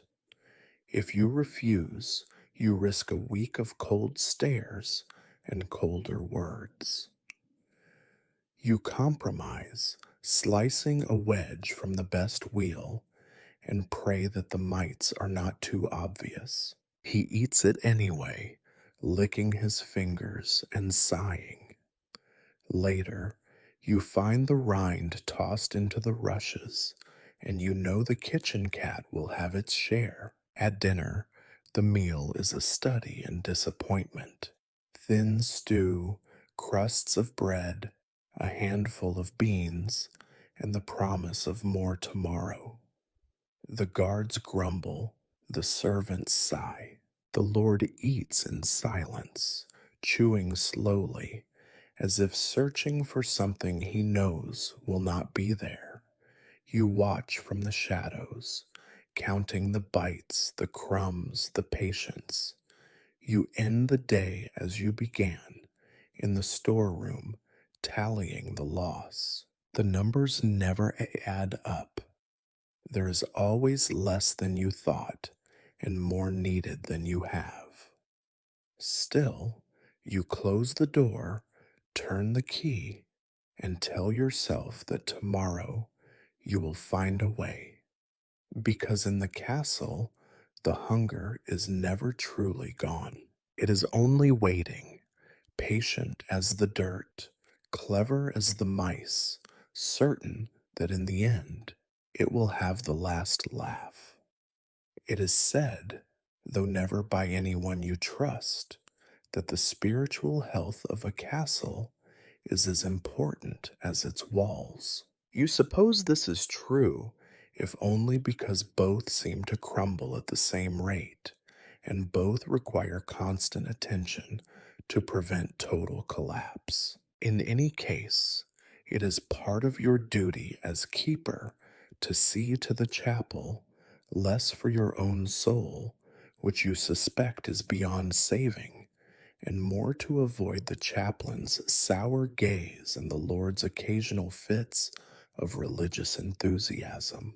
The chapel sits at the eastern edge of the courtyard, a squat, chilly room wedged between the old kitchen and the crumbling corner of the inner wall. Its single stained glass window is mostly lead, its colors dimmed by centuries of rain and kitchen smoke. Inside, the air smells of candle wax, mold, and, on unlucky days, damp wool from the altar cloths. A single thin candle burns beside the altar, its light lost in the gloom.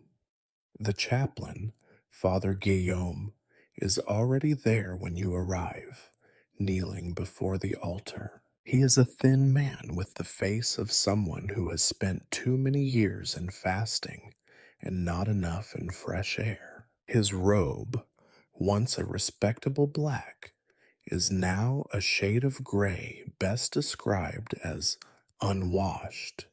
He hears you enter and does not look up, instead crossing himself with a slow, weary gesture. For a moment you stand in silence, shuffling your feet, reluctant to disturb whatever small piece he has managed to carve out of the morning. Finally, He rises, dusts his knees, and greets you with a sigh. Keeper, he says, it is a cold day for confession. You do not bother to argue. Every day is a cold day for confession. Instead, you ask if there is anything he needs. He does not hesitate.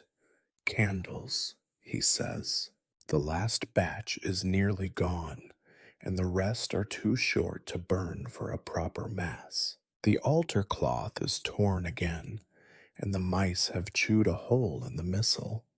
He holds up the battered book as evidence, pages warped, corners nibbled, the words inside still legible if one squints and knows enough Latin to guess at the missing bits. And I suppose you are out of wine, as usual. You wince. The wine is long gone, the cask dry for weeks. The Lord used the last of it at his winter feast, and the neighbors are hardly in a position to send more. You offer to fetch more candles, or at least a few stubs from the storeroom, but the chaplain waves the suggestion away. The Lord expects proper ceremony. He mutters, how am I to keep up appearances with nothing but ashes and prayers? This is not the first time you have had this conversation, nor will it be the last. You are a connoisseur of small complaints, the shortage of candles, the lack of incense, the perpetual absence of coin for repairs. The saints are invoked regularly, usually in tones of despair rather than devotion. You listen, nod, and promise to do what you can, knowing full well that what you can do amounts to little more than patchwork and pretense. Sometimes Father Guillaume grows philosophical, as he does today. The soul of a castle, he says, is like its bread, always in danger of growing stale, always threatened by hunger. You do not disagree. You have seen both bread and souls at their worst.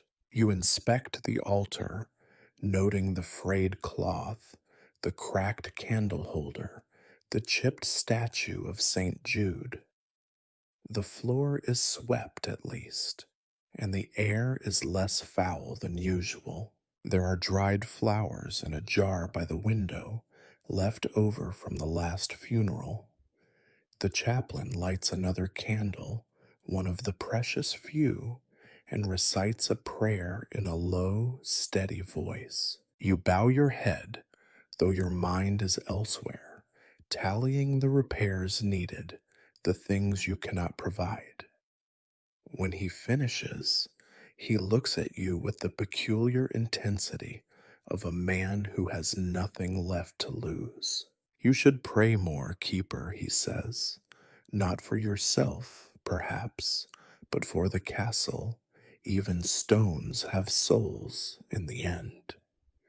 You think of all the cracks, all the cold, all the weight of the walls, and you wonder if it is true. The conversation turns, as it always does, to gossip. The chaplain knows more about the castle than anyone, and he is not above sharing what he hears in the confessional, so long as names are omitted and details blurred. Today, he mentions that the steward has been seen late at night by the stores, that the cook's daughter is ill with a fever, that the Lord has asked after the old relic hidden in the sacristy. You file these tidbits away, useful as currency or warning, depending on how the day unfolds. You leave the chapel with a list of impossible errands. The chaplain wants new candles, a patch for the altar cloth, a way to keep the mice from eating the holy book. You can promise only the first, and even that is a stretch. You will take the candle stubs from the kitchen, Perhaps melt them down into something resembling a new taper. As for the mice, you will set a few traps, knowing they will be ignored as soon as the real food runs short. You pause outside the chapel, looking back at the worn stone and crooked door. For all its faults, it is a refuge of sorts, a place where the world slows, where even the endless grind of castle life can be set aside for a moment of quiet. You wish you could believe, as the chaplain does, that prayers hold up the walls as surely as mortar and stone. But you have seen too much rain, too much rot, too many prayers go unanswered. You do your duty anyway, because that is what is expected. Faith in the castle is just another thing to be kept up, patched, and made to last a little longer than it should. By midday, the news of your visit has spread. The kitchen staff grumble about losing their candle stubs. The laundry girls speculate about the illness sweeping through the village. The Lord sends for you, demanding to know when the relic will be displayed.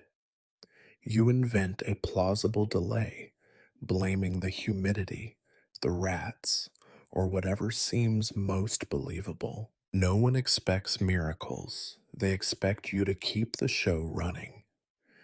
In the afternoon, you pass the chaplain in the yard, his robe flapping like a scarecrow's. He nods, offers a blessing for your labors, and disappears into the chapel's shadow. You know he will spend the evening patching his book with bits of parchment and hope, burning the last of the candles and praying for souls who do not much care if they are saved. You return to your rounds, list in hand, mind full of requests you cannot fulfill.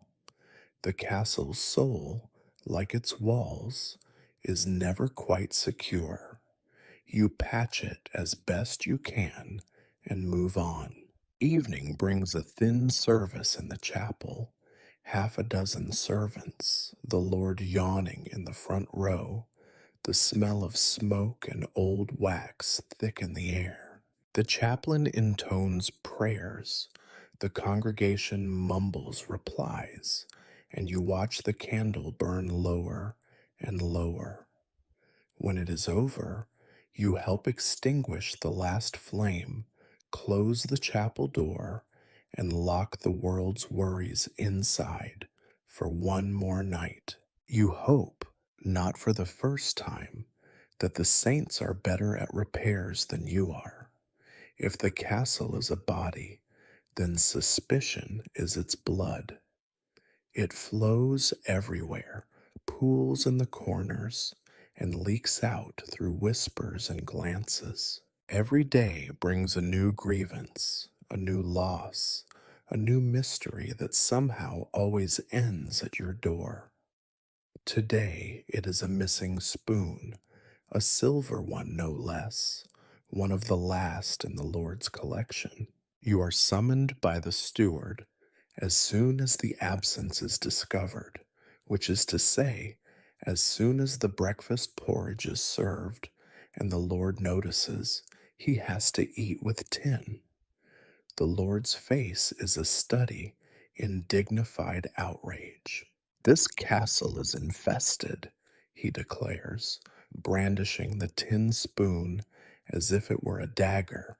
If you cannot keep order, I will find someone who can. You nod, because there is nothing else to do. He is right in his way. The castle is infested, but not only with mice and rats. The investigation is your responsibility, not out of any belief that you will succeed, but because someone must do it. You gather the suspects in the hall, the kitchen staff, the scullery boys, a few guards who wandered through at the wrong moment, and a terrified laundress who happened to be looking for her brother and found herself implicated by geography alone. They stand in a nervous huddle, eyes darting everywhere but at you. You begin the questioning. Where were you this morning? Who saw you after the meal? Did anyone notice anything strange? Any unusual comings and goings? The answers come quickly, rehearsed, and not particularly inventive. The cook insists she was in the kitchen the entire time, as if the kitchen is a sacred place immune to crime. The youngest guard shrugs and mutters about his rounds, unable to meet your gaze. The laundress bursts into tears before you even ask her a question, which makes everyone shift uncomfortably and look away. The truth is, you do not expect a confession. Confession is for the chapel, not the hall. What you expect is deflection, blame, and the small dance of self preservation that passes for justice here. The cook accuses the guard accuses the scullery boy, the boy points at the laundress can only weep. It is a cycle as old as the walls, and no one ever wins. You search the kitchen first, checking the usual hiding places under the hearthstone, behind the sacks of flour, inside a hollowed loaf of bread. The spoon is not there, but you find 3 stale rolls, half a wedge of cheese, and a bottle of ale that should have been on the Lord's table last week. You make a note, but do not bother to mention it. You check the barracks next, rifling through straw mattresses, poking into corners. The guards grumble but submit, knowing that protest is pointless. At last, you find the missing spoon in the most predictable place of all, tucked beneath the mattress of the youngest scullery boy, still covered in the crumbs of last night's supper. The boy protests. He does not know how it got there. He would never steal. It must be a mistake.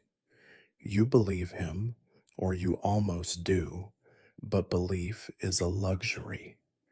The spoon is proof, and proof is what the Lord wants. You march the boy back to the hall, where the staff are waiting in a tight knot of silent dread.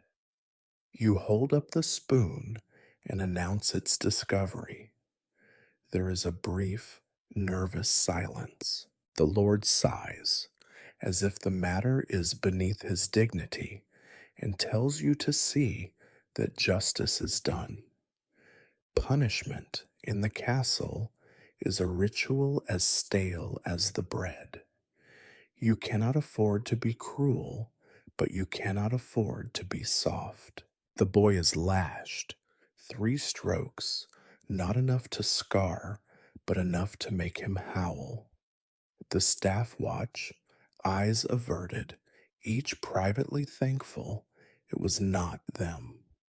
The Lord watches with bored approval, then returns to his breakfast. The cook returns to her pots. Life, or what passes for it here, resumes. You find no satisfaction in any of it. You have played your part, maintained order, and given everyone a story to whisper about for a few days. The boy is sent to scrub pots for a week. He will heal, if not forgive. You know he is not the only thief, perhaps not even the real one, but the need for an ending is stronger than the need for truth. Later, as you patch a broken door, the chaplain stops you in the yard. Mercy is hard, he says, watching you work, but justice can be harder. You grunt in reply, unwilling to discuss philosophy when your hands are numb with cold. He nods, as if you have agreed with him, and drifts away. In the evening, the staff are quieter than usual. There is a stiffness in the air, a tension that only a public punishment can create. You catch the boy's eye once across the fire. He looks away quickly, rubbing his arm. You feel nothing or try to. There is no room for sentiment in the keeper's job. You wonder briefly if the spoon was worth it to anyone. The answer, you suspect, is no. Before sleep, you walk the halls. The castle is silent, save for the creak of wood, the skitter of mice, the sigh of wind through broken shutters. You check the locks, the latches, the bars on the doors. You run a finger over the silver spoon, now returned to the Lord's table, its shine dulled by the day's events. In the end, nothing has changed. Tomorrow there will be another loss, another accusation, another performance. You lie awake, staring at the beams above your bed, and count the injustices, those you have committed and those you have endured. You lose track before you reach midnight. This, too, is part of keeping, the keeping of old wounds, and of a peace that is never more than temporary. It is easy, in the midst of this gray and grinding life, to forget there are moments of pleasure, however small, however brief. The castle, for all its misery, occasionally tosses you a bone, not a feast, not a festival, not a reward worthy of song, but a crust of comfort snatched from the jaws of the everyday. You cling to these crumbs because there is nothing else. Today it is a piece of meat, not much, a gnawed bone from the Lord's own table, carried out of the hall by a servant, with a quick glance over her shoulder and a muttered, "For you, keeper." The meat is tough and slick with cold grease, but you eat it behind the stables, hidden from the others. It is the best thing you have tasted in a week. You suck the marrow, letting the fat coat your mouth, and for a moment you are not hungry. That is happiness here, the feeling, even for a minute, of not wanting. Sometimes, if the wind is right, you manage a sip of wine, sour, watered, hidden away in a cracked mug you keep behind the woodpile. Or, on rare evenings, the cook is in a mood generous enough to slip you the heel of a loaf, still warm from the ashes. You make a ritual of it, turning your back to the yard, closing your eyes, pretending you are somewhere else, someone else. You let yourself be grateful. Gratitude is a tool you have learned, a way to keep despair from settling into your bones. There are other pleasures, of course, smaller and harder to name. The feel of sunlight on your face after weeks of rain, the soft, clean weight of fresh rushes underfoot, if only for a day before the mud claims them. The low, contented rumble of the old dog as he leans against your leg in the yard, all the loyalty in his battered body offered up for the price of a scratch behind the ear. You find joy in things others would not notice, a bucket that does not leak, a door that swings without shrieking, a night when the wind blows, but the shutters hold. Once you discovered a clutch of eggs in the hayloft, forgotten by both hen and thief. You boiled them over the kitchen fire, eating each one slowly, savoring the sharp, sulphurous taste, the rare feeling of fullness. For 2 days you walked lighter, feeling almost clever, almost lucky.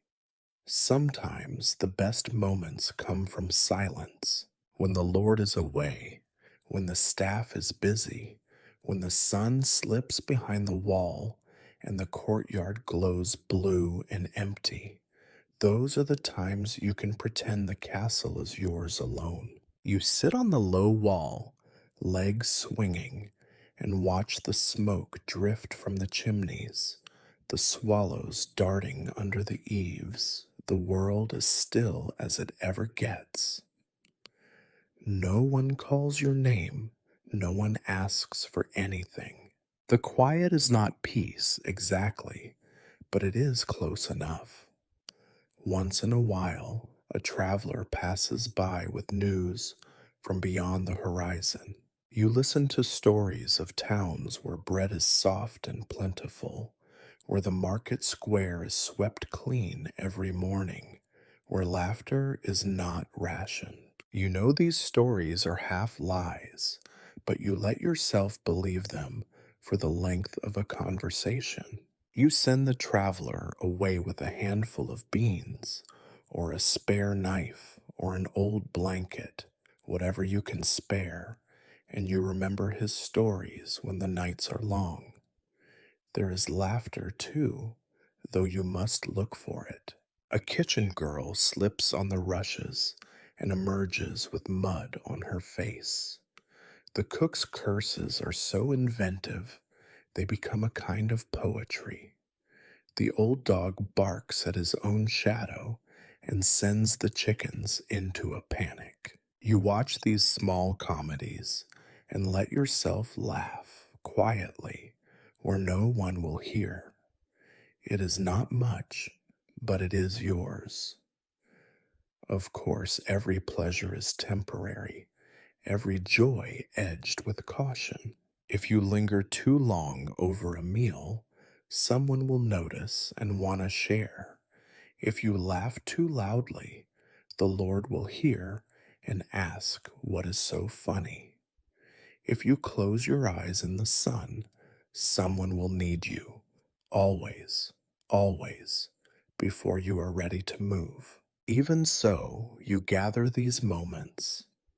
You remember them when you patch the roof in the rain, when you sort the weevils from the flour, when you stand watch in the dark and wonder if you are any different from the rats in the wall. You tell yourself on the worst days that you have known pleasure. You let that be enough.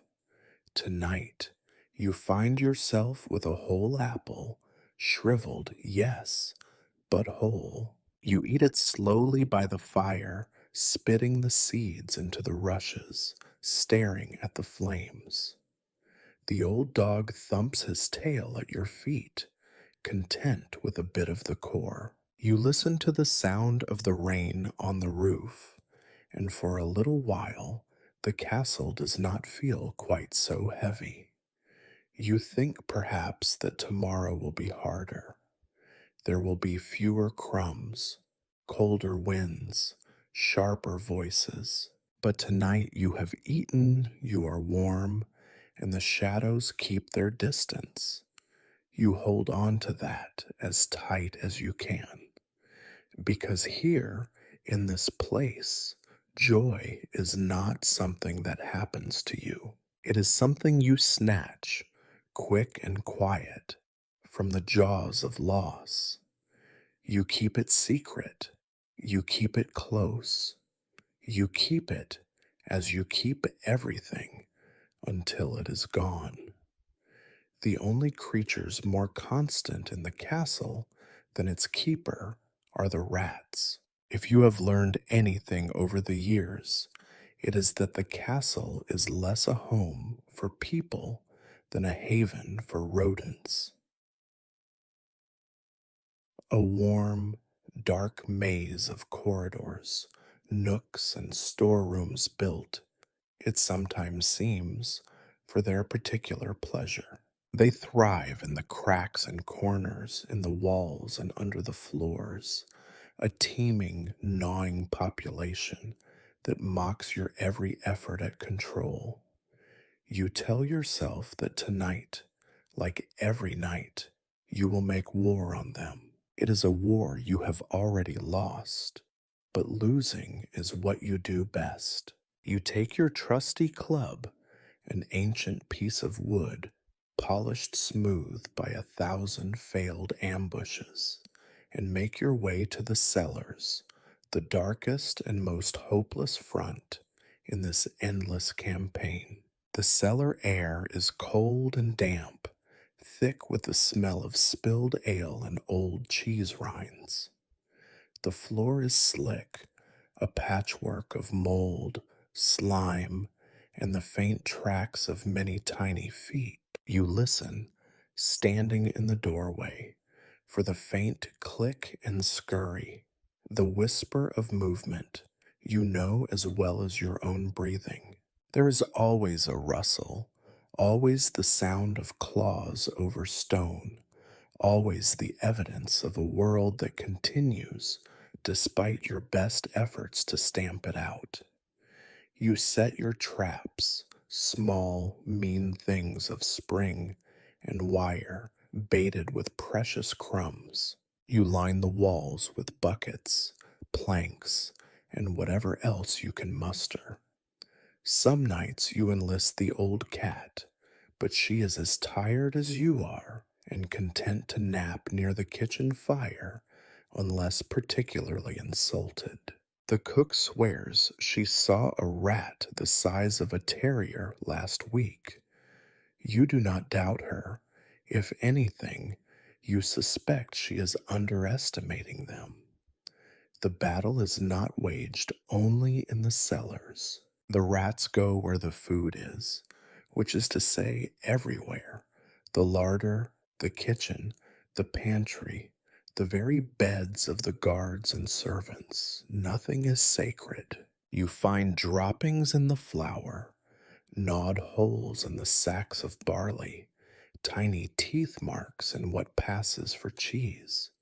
You lay your traps, you swing your club, and sometimes you win, briefly. Sometimes you return with 2, 3, even 5 limp bodies. You toss them into the midden with a mixture of satisfaction and disgust. By dawn, you know, their brothers and cousins will have returned to reclaim their territory. You remember a time, perhaps, when this seemed a winnable fight, when you set out each evening with something like hope, a belief that, with enough effort, you could make the castle clean, safe, civilized. That time is gone now. The rats have shown you the folly of such dreams. They are not clever, exactly, but they are persistent, tireless, as much a part of the castle as the stones themselves. Each new generation is bolder than the last, more immune to poison, more cunning with your traps. There are moments, late at night, when you think of them not as enemies, but as fellow survivors, creatures who, like you, scrape by on scraps and cunning, who hide from the boot and the broom and the cold. You watch one once, a fat gray beast bold enough to drag a crust of bread through the hall in plain sight. He pauses, sniffs the air, and meets your eye without fear. You do not bother to chase him. You almost admire his nerve. Still, you must try. It is expected when the Lord comes down to inspect the larder and finds half his stores ruined, he does not want to hear about the impossibility of the task. He wants to see you red-faced and sweating, traps in hand, the corpses of a dozen rats, as proof that something, anything, is being done. The cook is even worse. Every time she finds a rat dropping in her flour, she threatens to quit, and though you both know she never will, the performance must be endured. You develop a routine. Each week, you check the cracks in the wall, plugging them with stones and mud, stuffing the holes with rags soaked in sour wine. Each month, you declare a new campaign: poison in the pantry, traps in the attic, a round of scouring in the cellar. The rats greet each campaign with the same indifference. They die, but more come. You die a little too, with it each defeat, but you keep going. The servants laugh, sometimes, to see you creeping through the corridors at dusk, club in hand, muttering curses. The guards offer advice, always useless. Try salt, says one. Try oil of mint, says another. You try them all, because there is nothing you will not try, nothing you will not do to maintain the illusion that you are in control. One night you find a nest behind the fireplace, 6 tiny pink bodies, eyes still sealed. You hesitate, torn between pity and fury. In the end, you do what you must, knowing that neither action nor inaction will make a difference. You destroy the nest, clean the ashes, and go back to your rounds. Sometimes you dream of victory, a castle without rats, a larder full, the rushes sweet smelling and clean. You wake up from those dreams with a laugh, or a sigh, or a groan. The dream never lasts. The rats are always waiting, always hungry, always one step ahead. In the morning, you take stock. 3 more traps sprung, 2 rats caught, 1 trap stolen, dragged away, no doubt, into the blackness under the floorboards. The old cat brings you a trophy, drops it at your feet with a look of mild contempt. You scratch her behind the ears and thank her for her service. You tell yourself, as you sweep the corpses into a sack, that you have done your duty. The castle is a little cleaner today than yesterday, and that is all anyone can ask. You set new traps, refill the bait, and brace yourself for the next battle. You are the keeper, and this is your war. You do not expect to win. You only hope to hold your ground, one day at a time, against an enemy that cannot be defeated, only endured. Night in the castle is not rest. It is not respite. It is a change in the quality of discomfort. That is all. The day's noises fade. The clatter, the shouts, the endless muttering of chores, and a different silence seeps in, thick and alive. The stones cool, breathing out the day's damp and drawing in the cold. The darkness settles, never complete, always pierced by a stray torch, a sliver of moonlight, the eerie orange glow from the embers of the kitchen hearth. It is a darkness with corners, with teeth. You do not sleep easily. You have never slept easily. Tonight, as on so many others, you lie down on your straw mattress and try to find a position that does not wake every ache in your back and hips. The blanket is thin and rough, never warm enough, patched so many times it resembles the battlements in miniature. The wind whistles through the gaps in the shutter, rattling it against the wall like a bony hand demanding to be let in. Somewhere beneath you, rats gnaw and scamper, indifferent to your efforts of the day. Above, in the roof beams, pigeons rustle and occasionally drop their nightly gifts on the rushes below. You listen to the noises, the groan of timbers settling, the far off howl of a dog in the yard, the creak of the main gate as the night watchman leans his weight against it in a vain effort to stay awake. Once in a while, you catch the sound of boots on the stairs. Never running, never hurried, just the slow tread of duty, or worse, the nervous shuffle of someone with business best left in the shadows. There is always a moment, just before you drift off, when the castle itself seems to sigh, as if settling into the weight of its own history.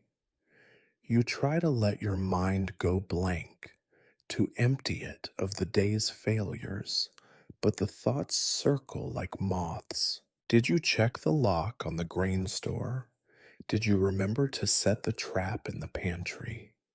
Did the Lord's new guest leave his window unlatched again, letting in the chill and the crows? You do not rise to check. If you start, you will never stop. But the worry eats at you, nibbling away the edges of your rest. Sometimes you do sleep, but it is a thin, nervous thing. You dream of falling off the tower into the moat, into the yawning mouth of a cellar that has grown too large, too hungry. Or you dream of fire, of shouting, of a faceless mob at the gates. In the worst dreams, you are the only one awake, running from room to room as the castle comes apart, stone by stone, and all the doors are locked and all the keys are missing. You wake from these dreams with a jerk, heart pounding, breath steaming in the cold air. You lie there, willing your pulse to slow, staring up at the darkness above your head. The silence is deeper now, broken only by the occasional scratch of a mouse or the distant clang of a loose shutter. Sometimes you walk the halls, wrapped in your rough cloak, boots silent on the stones. The castle at night is a different beast, half asleep, half watching. The walls loom, the shadows bend, the air is close and thick with the scent of old smoke, tallow, and mold. You carry a candle, and its flame flickers, sending monsters leaping across the walls. You see your own face in a dirty window, pale and haunted, and quickly turn away. You check the outer doors, the bolts, the bars. You listen at the base of the main tower, where the stones sweat and drip, and wonder if it will hold through another winter. The night watchman nods at you, bleary eyed, and you both say nothing. There is no comfort in words at this hour. The hounds snarl softly in their sleep, dreaming of a better life. The guards play dice with muttered curses, their laughter flat and joyless. Sometimes you pause outside the Lord's chamber and hear the rise and fall of snoring. You envy that kind of oblivion. Sometimes you pass the servants' quarters, where soft weeping filters out, a homesick girl, an old man's cough, a prayer whispered to saints who never seem to answer. And sometimes, when the wind howls loud enough, you fancy you hear voices that are not quite human. Old stories surface, ghosts of builders bricked up in the walls, of traitors hanged from the rafters, of women who drowned in the well. You do not believe in ghosts. You tell yourself this anyway, but the darkness listens and remembers. The castle is at its most itself at night. The cracks and patches are hidden. The filth is veiled, the pretensions of hospitality stripped away. What remains is stone and shadow, the grinding patience of a place that has stood through famine, plague, fire, and war, and seen keepers come and go, each thinking they are the first to feel alone. On better nights, you return to bed and sleep a little, lulled by exhaustion and cold. On worse nights, you sit by the dying fire, wrapped in your cloak, staring into the embers until dawn. You think of the day ahead, of broken tools, empty larders, hard faces, and wonder if you will make it through another season. The uncertainty keeps you awake longer than the cold. When morning finally comes, pale and gray, you drag yourself from your nest and begin again. There is no rest, not really. The castle takes what sleep it can from you and gives nothing in return. And so, you greet the day tired and aching, the night's ghosts lingering just behind your eyes. This is the cost of keeping, a vigilance that never ends, a rest that never truly comes, and the knowledge that when you close your eyes, the castle will still be there, breathing, waiting, dreaming its own uneasy dreams. Sometimes the outside world comes knocking, not with banners and armies, but with hunger, frustration, and mud caked boots. The villagers who live in the thatched clusters beyond the castle walls do not love the castle. They do not love its lord, its taxes, its hunger for grain, for labor, for anything that can be taken and never quite repaid. They come to the gate not as supplicants, but as survivors, hard eyed, wary, and more often than not, angry. This morning, a crowd gathers at the gate, not a mob, not yet, but more than you care to see.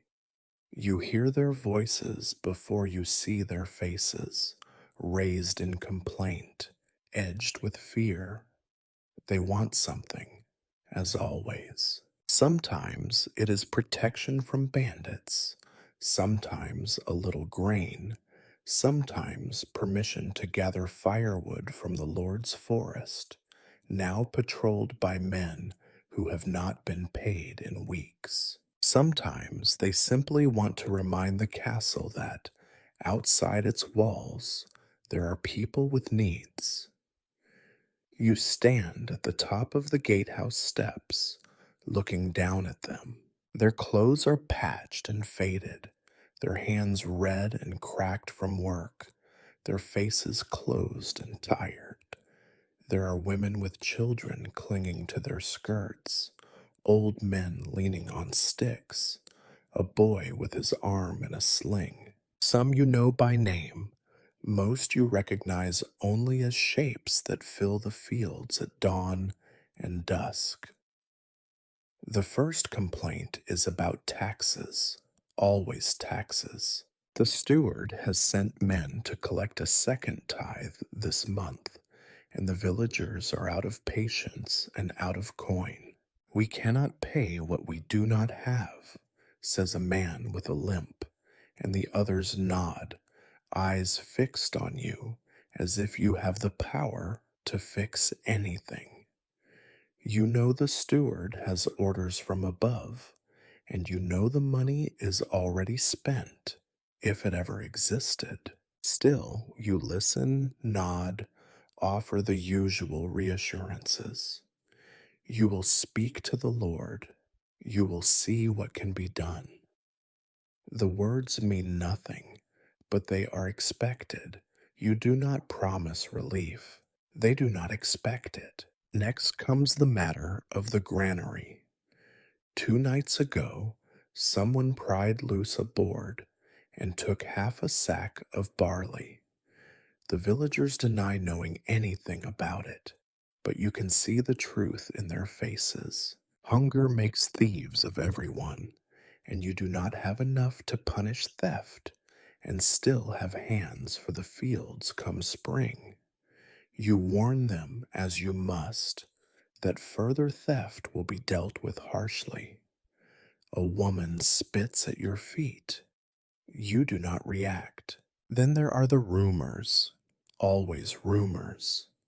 Bandits on the roads, wolves in the woods, a sickness in the next village over. They want protection, or at least the show of it. You tell them the castle will send men, though you know you cannot spare any. The guards are already stretched thin, and half would as soon join the bandits as fight them. Still, you must say something. Fear is more dangerous than hunger, and hope is the cheapest coin you have. The villagers press for more, for repairs to the well, for a new roof for the widow's house, for seed grain. Each request is reasonable, each is impossible. The Lord is in no mood for charity. He is convinced the peasants are hiding stores, cheating him, laughing at his weakness. The truth is that there is nothing left to steal, and no one is laughing. It is not all confrontation. Some days, a peasant brings eggs or a skinny rabbit as a gift, or, more accurately, as a bribe. He wants something in return, an exemption from work, a delay on his rent, the promise that his son will not be conscripted for guard duty. You take the gifts because to refuse is an insult, but you can promise nothing. Sometimes you help, quietly, slipping a little flour or a handful of beans to a mother with too many children. If you are caught, you will be punished, but you do it anyway. It is the only kindness left to you. You know the resentment is growing. You see it in the way they look at the walls, at the guards, at you. Once, a boy threw a stone as you passed, hitting you on the shoulder. You turned and saw his mother's face, tight with fear, and let it go. Another time, a group of men came after dark, muttering about fire and justice. You talked them down, barely, but the memory lingers. The castle is not a shield, not really. It is a reminder of everything the villagers have lost. Some days, the Lord orders the gates shut, the drawbridge raised. He fears the people more than any enemy, and you are left to stand on the wall, watching as they gather in the road, shouting, pleading, cursing. You wish you could let them in, offer them warmth, food, safety. You wish you could believe the castle is strong enough to give these things. But you have seen the larder, the armory, the tired faces of your own men. You know how thin the walls really are. After the villagers leave, resentful, defeated, or simply exhausted, you stand in the empty yard, listening to the echo of their demands. The servants avoid your gaze. The guards make jokes about peasant smell and peasant teeth. The Lord asks if the people are loyal, if they will fight when the time comes. You say yes because the alternative is too grim to imagine. You add new complaints to your ever growing list. The well is leaking again. The outer wall needs shoring. The Lord wants more guards, more food, more certainty. You have none of these things. You have only your voice, your tired hands, and the knowledge that every promise you make is built on air. When dusk comes, you watch smoke rise from the village, curling into the sky like unanswered prayers. You wonder how long the peace will last, how many more visits, how many more empty promises before something breaks that cannot be mended. You know the answer.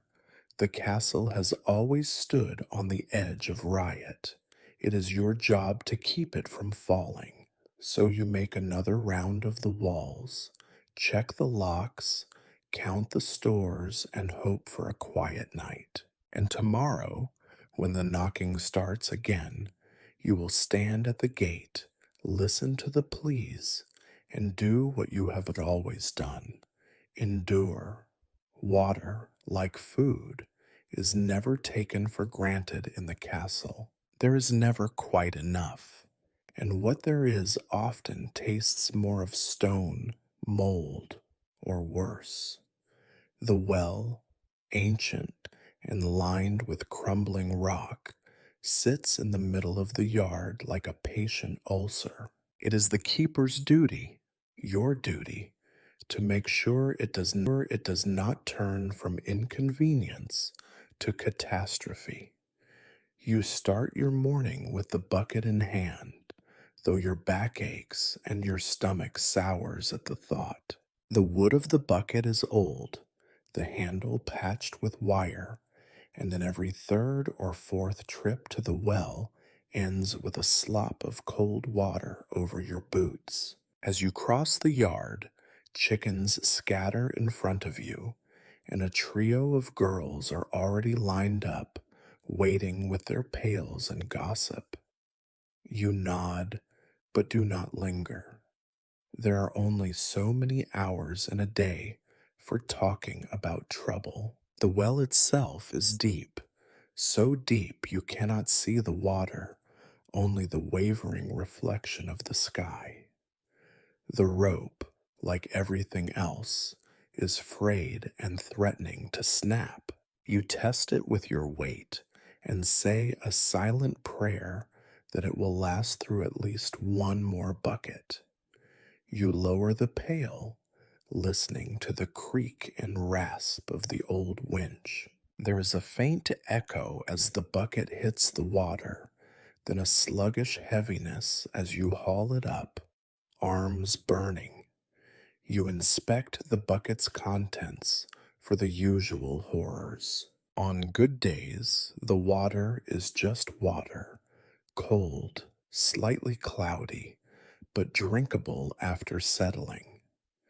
On bad days, you fish out a drowned mouse, a feather, the oily rainbow of kitchen fat, or something unidentifiable, but certainly dead. You tip the bucket, rinse it twice, and curse the neighbor's children who throw things down the well for sport. In the winter, the water sometimes tastes of iron, in the summer, of mud. In the worst seasons, it smells faintly of rot and fear. You check the other wells, the ones near the stables and in the lower yard. The stable well is little more than a muddy pit, choked with reeds and home to frogs and the occasional lost chicken. Still, it is better than nothing when the main well dries up, as it sometimes does after a dry spell, or when the Lord insists on watering his tiny patch of wilted cabbages. The lower well, out by the broken wall, is colder and less trustworthy. Once you found a dead dog floating there, and for weeks afterward, no one would touch its water even for washing. After checking the wells, you mark the levels on a scrap of wood. It is a pointless exercise. The level always drops, never rises, no matter what you record. Still, the Lord insists on having numbers. He believes perhaps that measurement alone can stave off drought or sickness. You add today's marks to the growing line of notches, a slow, downward trend that tells a story of worry and resignation. Water must be guarded as closely as food. When the weather is dry, you set strict rules. No extra washing, no baths for anyone but the Lord, and, on feast days, the chaplain. The cook protests when her pots come back black with soot, but you stand firm. Better a dirty pot than no supper at all. The women grumble as they carry buckets for laundry, and the guards ignore you and sneak an extra wash when they think you are not looking. You threaten fines, but you have nothing to fine them with. Then there are the fears, some justified, some old wives' tales. If the water tastes strange, everyone mutters about poison. If someone falls ill, the well is always to blame. Last winter, 3 children died in the village after drinking from a shallow stream. The villagers came to the castle gates, demanding answers, demanding a cure, demanding you dig them a new well. You had to stand there and explain that there was neither the money nor the men for such work. They left cursing your name and, more quietly, the name of your Lord. On your worst days, you find things at the bottom of the bucket that make you shudder. A frog half dissolved, a knot of feathers, a sickly gray film that coats the water's surface. You do what you can, fish out the worst, dump the rest, pray that boiling will be enough. The chaplain sometimes sprinkles holy water on the wellhead, muttering prayers and burning incense. It helps with the smell, if nothing else. Sometimes you dream of clear water, cold, sweet, and endless, running from a spring or an underground river. In your dream, the buckets are light, the ropes new, and the people drink without fear. You wake up with a dry mouth, reach for your mug, and taste the bitterness of reality. On rare occasions, a tinker or passing merchant will bring news of some new device, a better winch, a new filter, a powder that turns any water clear. You listen, nod, and laugh with the rest, knowing that nothing so miraculous will ever reach your little corner of the world. What you have is what you have: a hole in the ground, a frayed rope, and your own vigilance. This evening, as the sun sets, you take one last walk to the well. You listen to the low voices of the girls, the splash of water, the clatter of buckets. You see the chickens pecking at the mud, the old dog lapping from a puddle, the cook carrying a kettle for tomorrow's porridge. You watch as a servant draws up a bucket and pours it slowly over her hands, careful not to waste a drop. You think of all the things that can go wrong, of poisoned wells, broken ropes, a summer so dry that the only thing left in the bottom is mud and regret. You think of the winter cold, the frozen rope, the sick children, the rumors that will swirl if the water runs out. You look down into the well, see your own tired face staring back. You whisper a promise to keep it safe, knowing how little that means.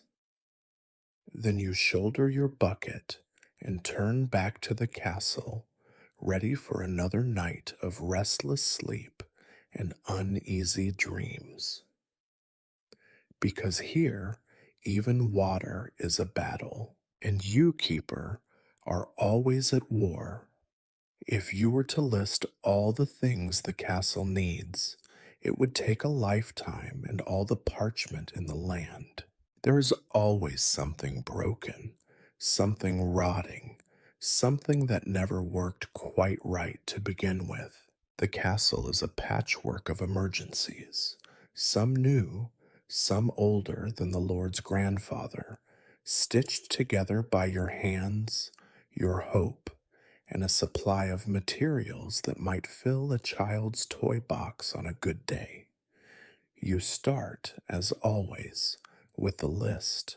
There are slates missing from the roof, 3 this week, blown off by a wind that seemed to take particular joy in targeting the only part of the keep that had been fixed in living memory. The kitchen chimney leans a little further with every passing storm, and you can see the daylight through the cracks at its base. A wooden shutter has come off its hinges in the steward's room, banging so hard against the stone in the night that you were convinced the castle was under siege.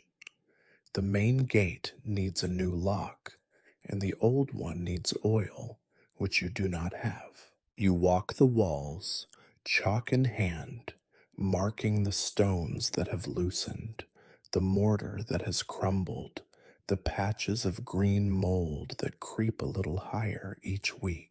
The walls themselves seem tired, slumping under their own weight, patched with a strange mosaic of bricks, field stones, bits of timber, and prayers. Each season, another few feet need attention, and you make a note of it, as if there will ever be time or material to fix it all. The list grows. One of the carts has lost a wheel. The door to the armory barely closes. The drawbridge chains are rusty and stretched. The Lord wants the North Tower made safe for guests, which would require more timber than you have seen in a year. The steward wants the barn roof patched before the rains. The cook wants a new spit for roasting. The chaplain wants a dry sacristy, and everyone, always, wants a window that does not leak in a storm. You make your requests as you always do. You go to the Lord, hat in hand, and recite the needs, giving each one a voice and a price. The Lord listens, frowns, and waves you away. There is no money, he says, or if there is, it is already spent. Maybe after the harvest, maybe next year, maybe never. You are to make do, the 2 most hated words in the keeper's language. You do not argue, there is no point. He is not a cruel man, only a helpless one, caught between pride and poverty. You scrounge what you can. You barter with the villagers, an old barrel here, a few nails there. Once you trade a half sack of barley for a length of rope and feel like a thief. You salvage timbers from the collapsed shed near the orchard, stacking them by the wall like trophies. You send boys into the woods to gather stones, risking the ire of the forester and the wolves. You pocket every bent nail, every shard of iron, every strip of cloth that might be used for binding. The castle's graveyard of broken things is your treasure trove. Repairs are made not with plans, but with an improvisation and desperation. You wedge a flat stone under the broken step, tie the shutter closed with twine, plaster over the worst leaks with a mess of clay and straw.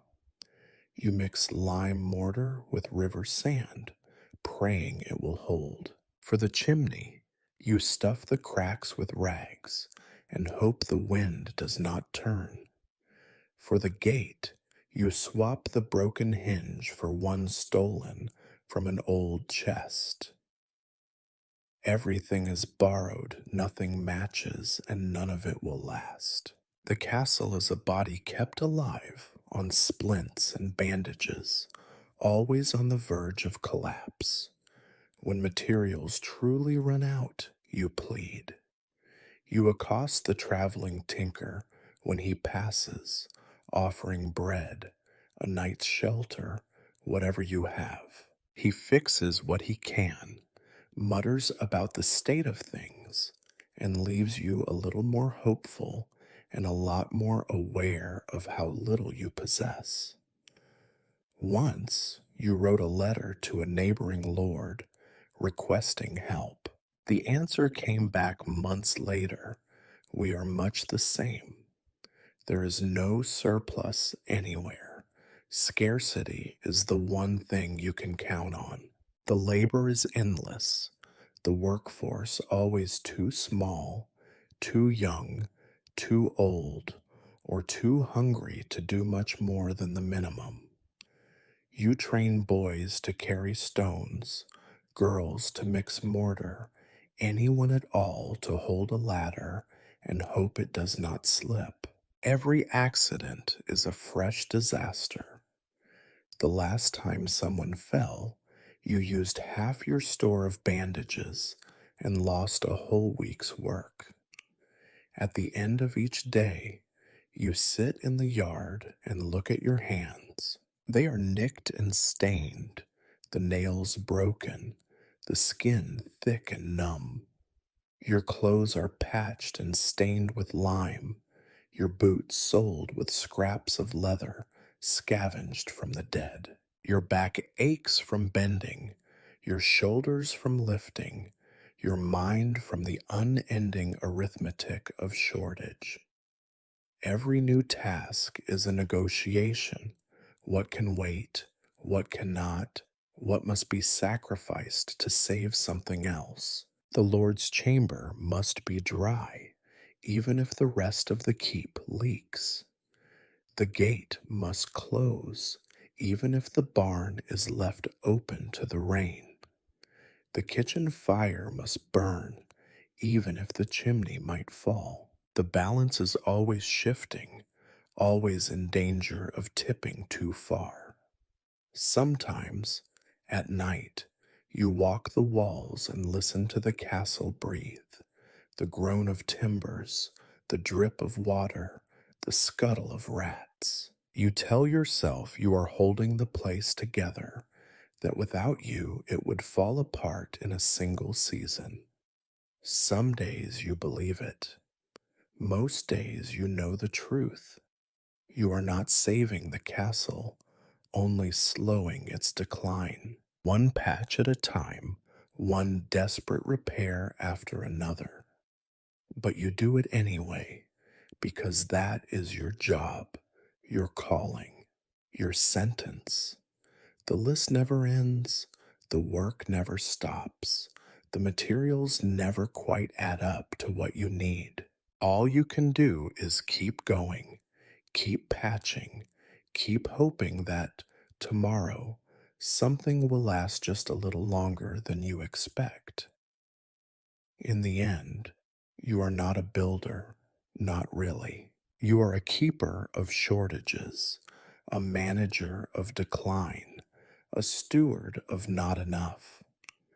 And so you sharpen your knife on a stone borrowed from the wall, knot your belt with a scrap of old rope, and set out again to make do, because no one else will. If the castle has a heart, It is the kitchen, a place where heat and hunger mix, and in every mood, good or bad, is magnified. In the kitchen, the boundaries between order and chaos are as thin as the soup, and tempers are even thinner. It is no wonder, then, that today's drama erupts here, beneath the blackened rafters and over the cracked flagstones, as the sun has barely begun to climb.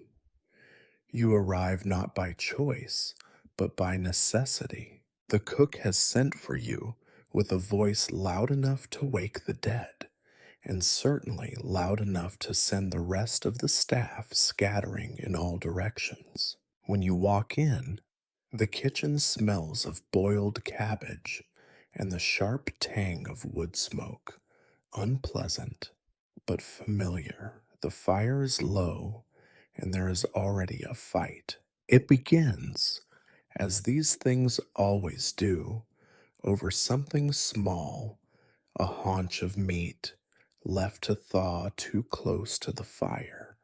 The cook is red faced and bellowing, brandishing her ladle like a mace. Across from her, the new kitchen boy, Thomas, clutches the offending haunch to his chest, eyes wide with terror and defiance. Between them, on the scarred table, lies the carcass of a chicken, half plucked, destined for tonight's stew if it survives the morning's chaos. The argument is as old as hunger. The boy claims he was told to watch the meat. The cook insists she said no such thing. Insults are traded, then threats. Soon it is not about meat at all. It is about slights old and new.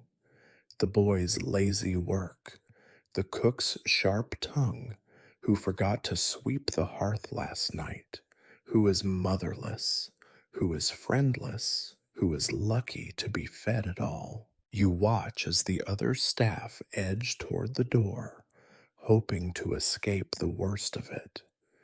But you are the keeper. You do not get to leave.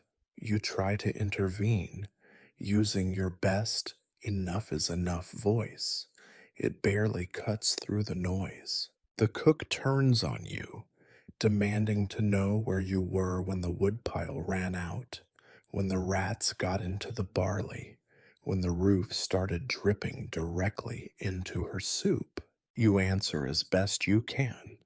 There is no wood because there are no men to chop it. There are rats because there is always something hungrier than the kitchen, and the roof leaks because nothing in this world is ever dry for long. The cook is not satisfied. She never is. The boy, emboldened by your presence, tries to slip away. The cook grabs him by the collar, and suddenly the argument is a scuffle. A wooden bowl clatters to the floor. Someone knocks over a bucket of peelings, sending a cascade of parsnips and potato skins across the flagstones. The old dog barks and darts in to grab a mouthful, tail wagging as if this is the best day of his life. The fight does not last long.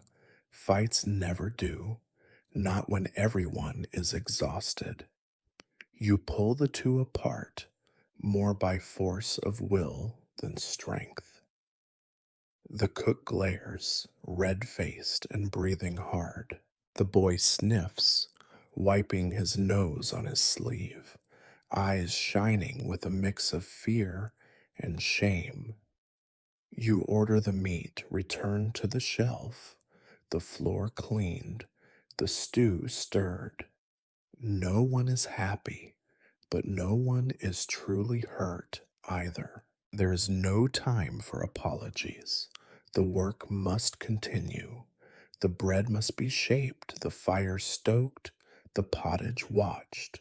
The cook directs her anger into a flurry of activity, slamming pots and chopping onions with ferocity. The boy scrubs the floor, cheeks burning, muttering under his breath. The other servants return, one by one, drawn by the noise and the unspoken rule that the work must go on, whatever else happens. You watch them, feeling older than you are, remembering other fights, some worse, some better, all equally pointless. In a place where everyone is tired and hungry, where every day is another contest against shortage and failure, it is a wonder that these outbursts do not come more often. You remember the last time, two maids at each other's throats over a broken plate, a guard swinging at a boy who had the nerve to laugh, the cook herself, years ago, throwing a pan at the steward's head and missing by inches. Always the same cause, always the same result. There is no justice in the kitchen, only the momentary satisfaction of having shouted, struck, or wept. Afterwards, the wound remains. Bruised feelings, unspoken resentments, another crack in the fragile peace that keeps the castle running. You patch it as best you can with a stern word, a threat, a promise of punishment that is rarely delivered. There are never enough hands as it is. As the day goes on, the kitchen calms.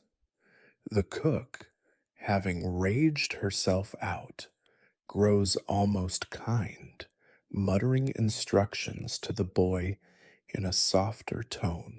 The staff move around each other with the careful politeness of people living in close quarters, apologies implied, but never spoken aloud.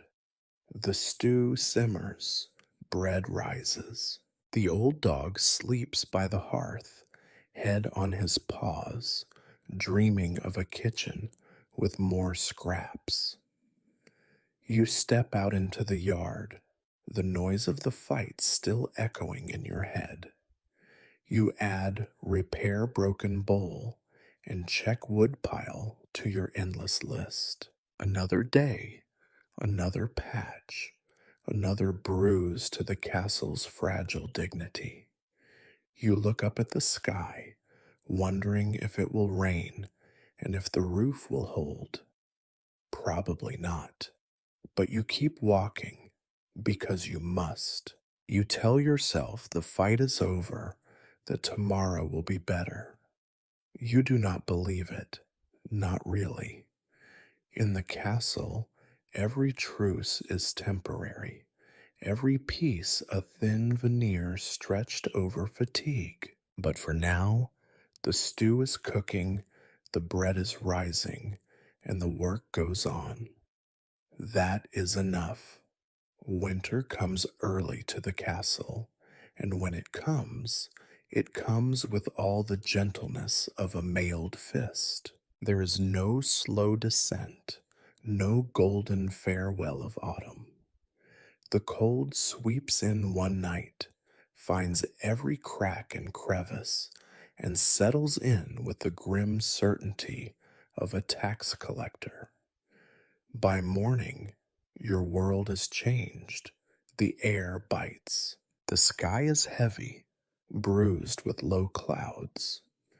The yard, never truly dry, becomes a frozen mire. You feel the change in your bones before you see it.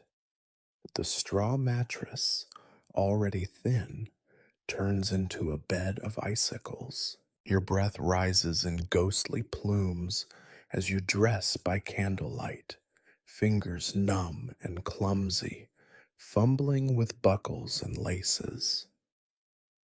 Your boots, set too close to the fire in hope of a little comfort, are stiff and shriveled. When you walk out into the yard, the cold slaps your face, clean and sharp as a blade. Everything in winter is more difficult. The water in the buckets freezes into thick, cloudy blocks. You chip it loose with a stone, knowing you will have to do it again before nightfall. The well rope turns to iron in your hands, and every pull grates against your skin. The animals crowd close together for warmth, their breath steaming, their eyes dull and watchful. The old dog limps, favoring his paw, but will not leave your side. The castle itself seems to shrink, drawing in its edges, its corners filling with rime. The windows leak cold like open wounds. The hearths, never generous, gulp down wood and give back only a mean warmth. There is not enough fuel. There is never enough fuel. The stack of firewood, built up through autumn's labor, dwindles faster than your patience. You ration it, saving the best logs for the Lord's chamber, doling out splinters and scraps for everyone else. The servants are quieter now, voices muffled by scarves and exhaustion. Even the cook's rage loses some of its heat. She wraps her hands in rags and stands over the fire, coaxing warmth from the embers, muttering about a world gone wrong. The kitchen is colder than it has any right to be. Bread dough will not rise. Stew turns to glue. Rats are bold in winter, slipping across the floor in full view, scavenging with a kind of desperate respect. Every job takes twice as long, and every mistake costs double. The larder is bare. The last apples are wrinkled, the beans hard, the salted meat little more than fat and hope. You count the loaves of bread, the handfuls of grain, the strips of dried root, and you know, long before the servants do, that it will not last.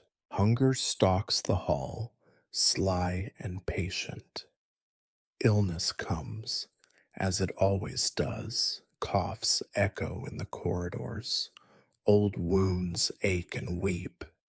You patch the worst drafts with rags and straw, knowing it is pointless. The wind finds a way.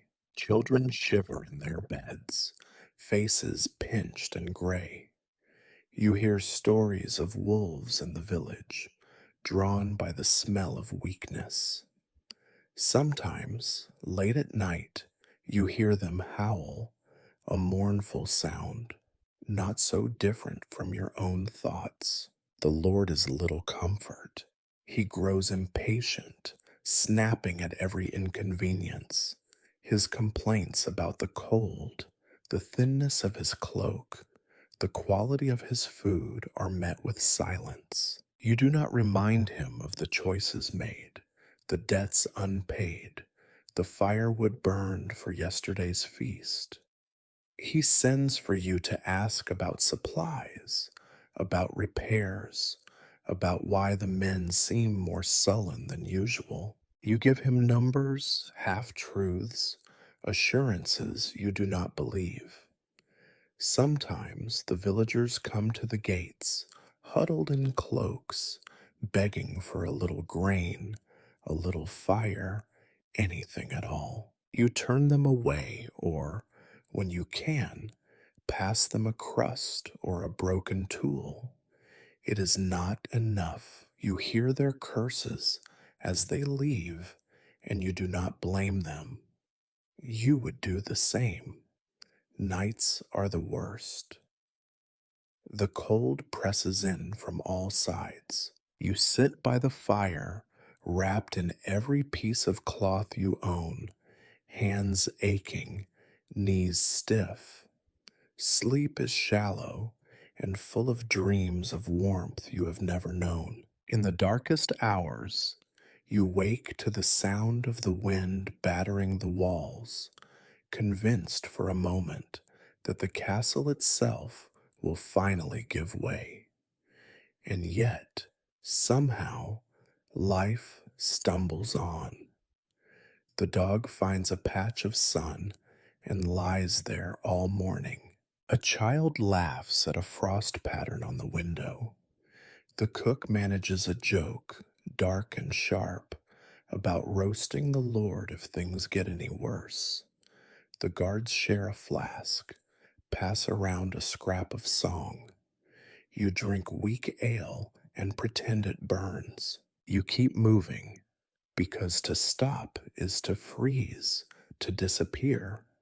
You patch the walls with whatever you can find: old cloaks, straw, the skins of animals too sick to eat.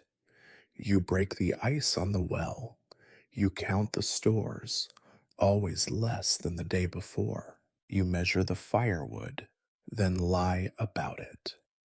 You wonder sometimes how many more winters you will see, how many more springs you will greet with hunger gnawing at your ribs. You wonder if the castle remembers the warm days, or if it is as tired as you are.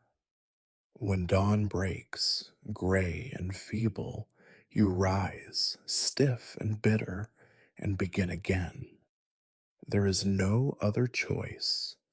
The work does not care for comfort or hope. The castle survives because you do, and you survive because there is nothing else. Tomorrow will be colder. Tomorrow will be harder. But tonight, the walls still stand, and the fire is not yet out. And that, for a keeper, is almost enough. Night comes early and stays long in winter, and you greet its arrival not with relief, but with the same weary resignation as every day's end. The last chores done, the fires banked and rationed for the night, the doors and shutters checked and double checked, you retreat to your quarters, a generous word for a drafty cell with a view of nothing but the moonlit stones, and, if you are lucky, the flicker of someone else's candle down the corridor. You undress in the half dark, hands fumbling, breath blooming in pale clouds. Your body aches in the same dozen places it always does: back, knees, hips, the stubborn cramp in your hand from carrying buckets, from swinging the club, from holding the weight of the day. Your stomach is neither full nor empty, only settled into its usual grudging tolerance. The air is close and heavy with the smells of old sweat and straw. You lie down on the mattress, a bundle of musty rushes and sacking, pull the threadbare blanket tight, and listen. You listen to the world as it shrinks. The walls press in, the castle's old bones groaning as the temperature drops, as the stones cool and creak. Mice rustle in the walls, chasing crumbs left behind. Far off in the kitchens, you hear the last sleepy clatter of pots as the cook scolds the boy for forgetting the bread. The old dog whimpers in his sleep, dreaming of rabbits or of a world before the cold. There are the distant, muffled sounds of the guards changing shift, boots on flagstones, a muttered joke, the scrape of a spear butt on the floor. Someone snores, someone coughs, someone mutters a prayer in the dark. For a while, you cannot sleep. The cold is a living thing, climbing under the blanket, settling in your bones, making you shiver until exhaustion finally dulls its edge. You think about the day, what you did, what you left undone? Did you count the last sack of beans correctly? Will the north gate hold through another night's frost? Did you remember to bar the small door at the base of the tower, the one that never quite fits? Will the Lord ask for more wine tomorrow? Will the peasants come again with their empty hands and angrier faces? Will the cook and the boy speak in the morning, or will today's argument become tomorrow's grudge? Will the rats finally take over the storeroom, or will you find the strength to chase them out one more time? You think, too, of things you cannot fix: illness, hunger, the slow rot in the beams, the loneliness that grows in the gaps between the stones and settles in the cracks of your own heart. You try not to think of spring, because hope is a dangerous thing when the nights are longest. Sometimes your mind drifts further, past memory and into dream.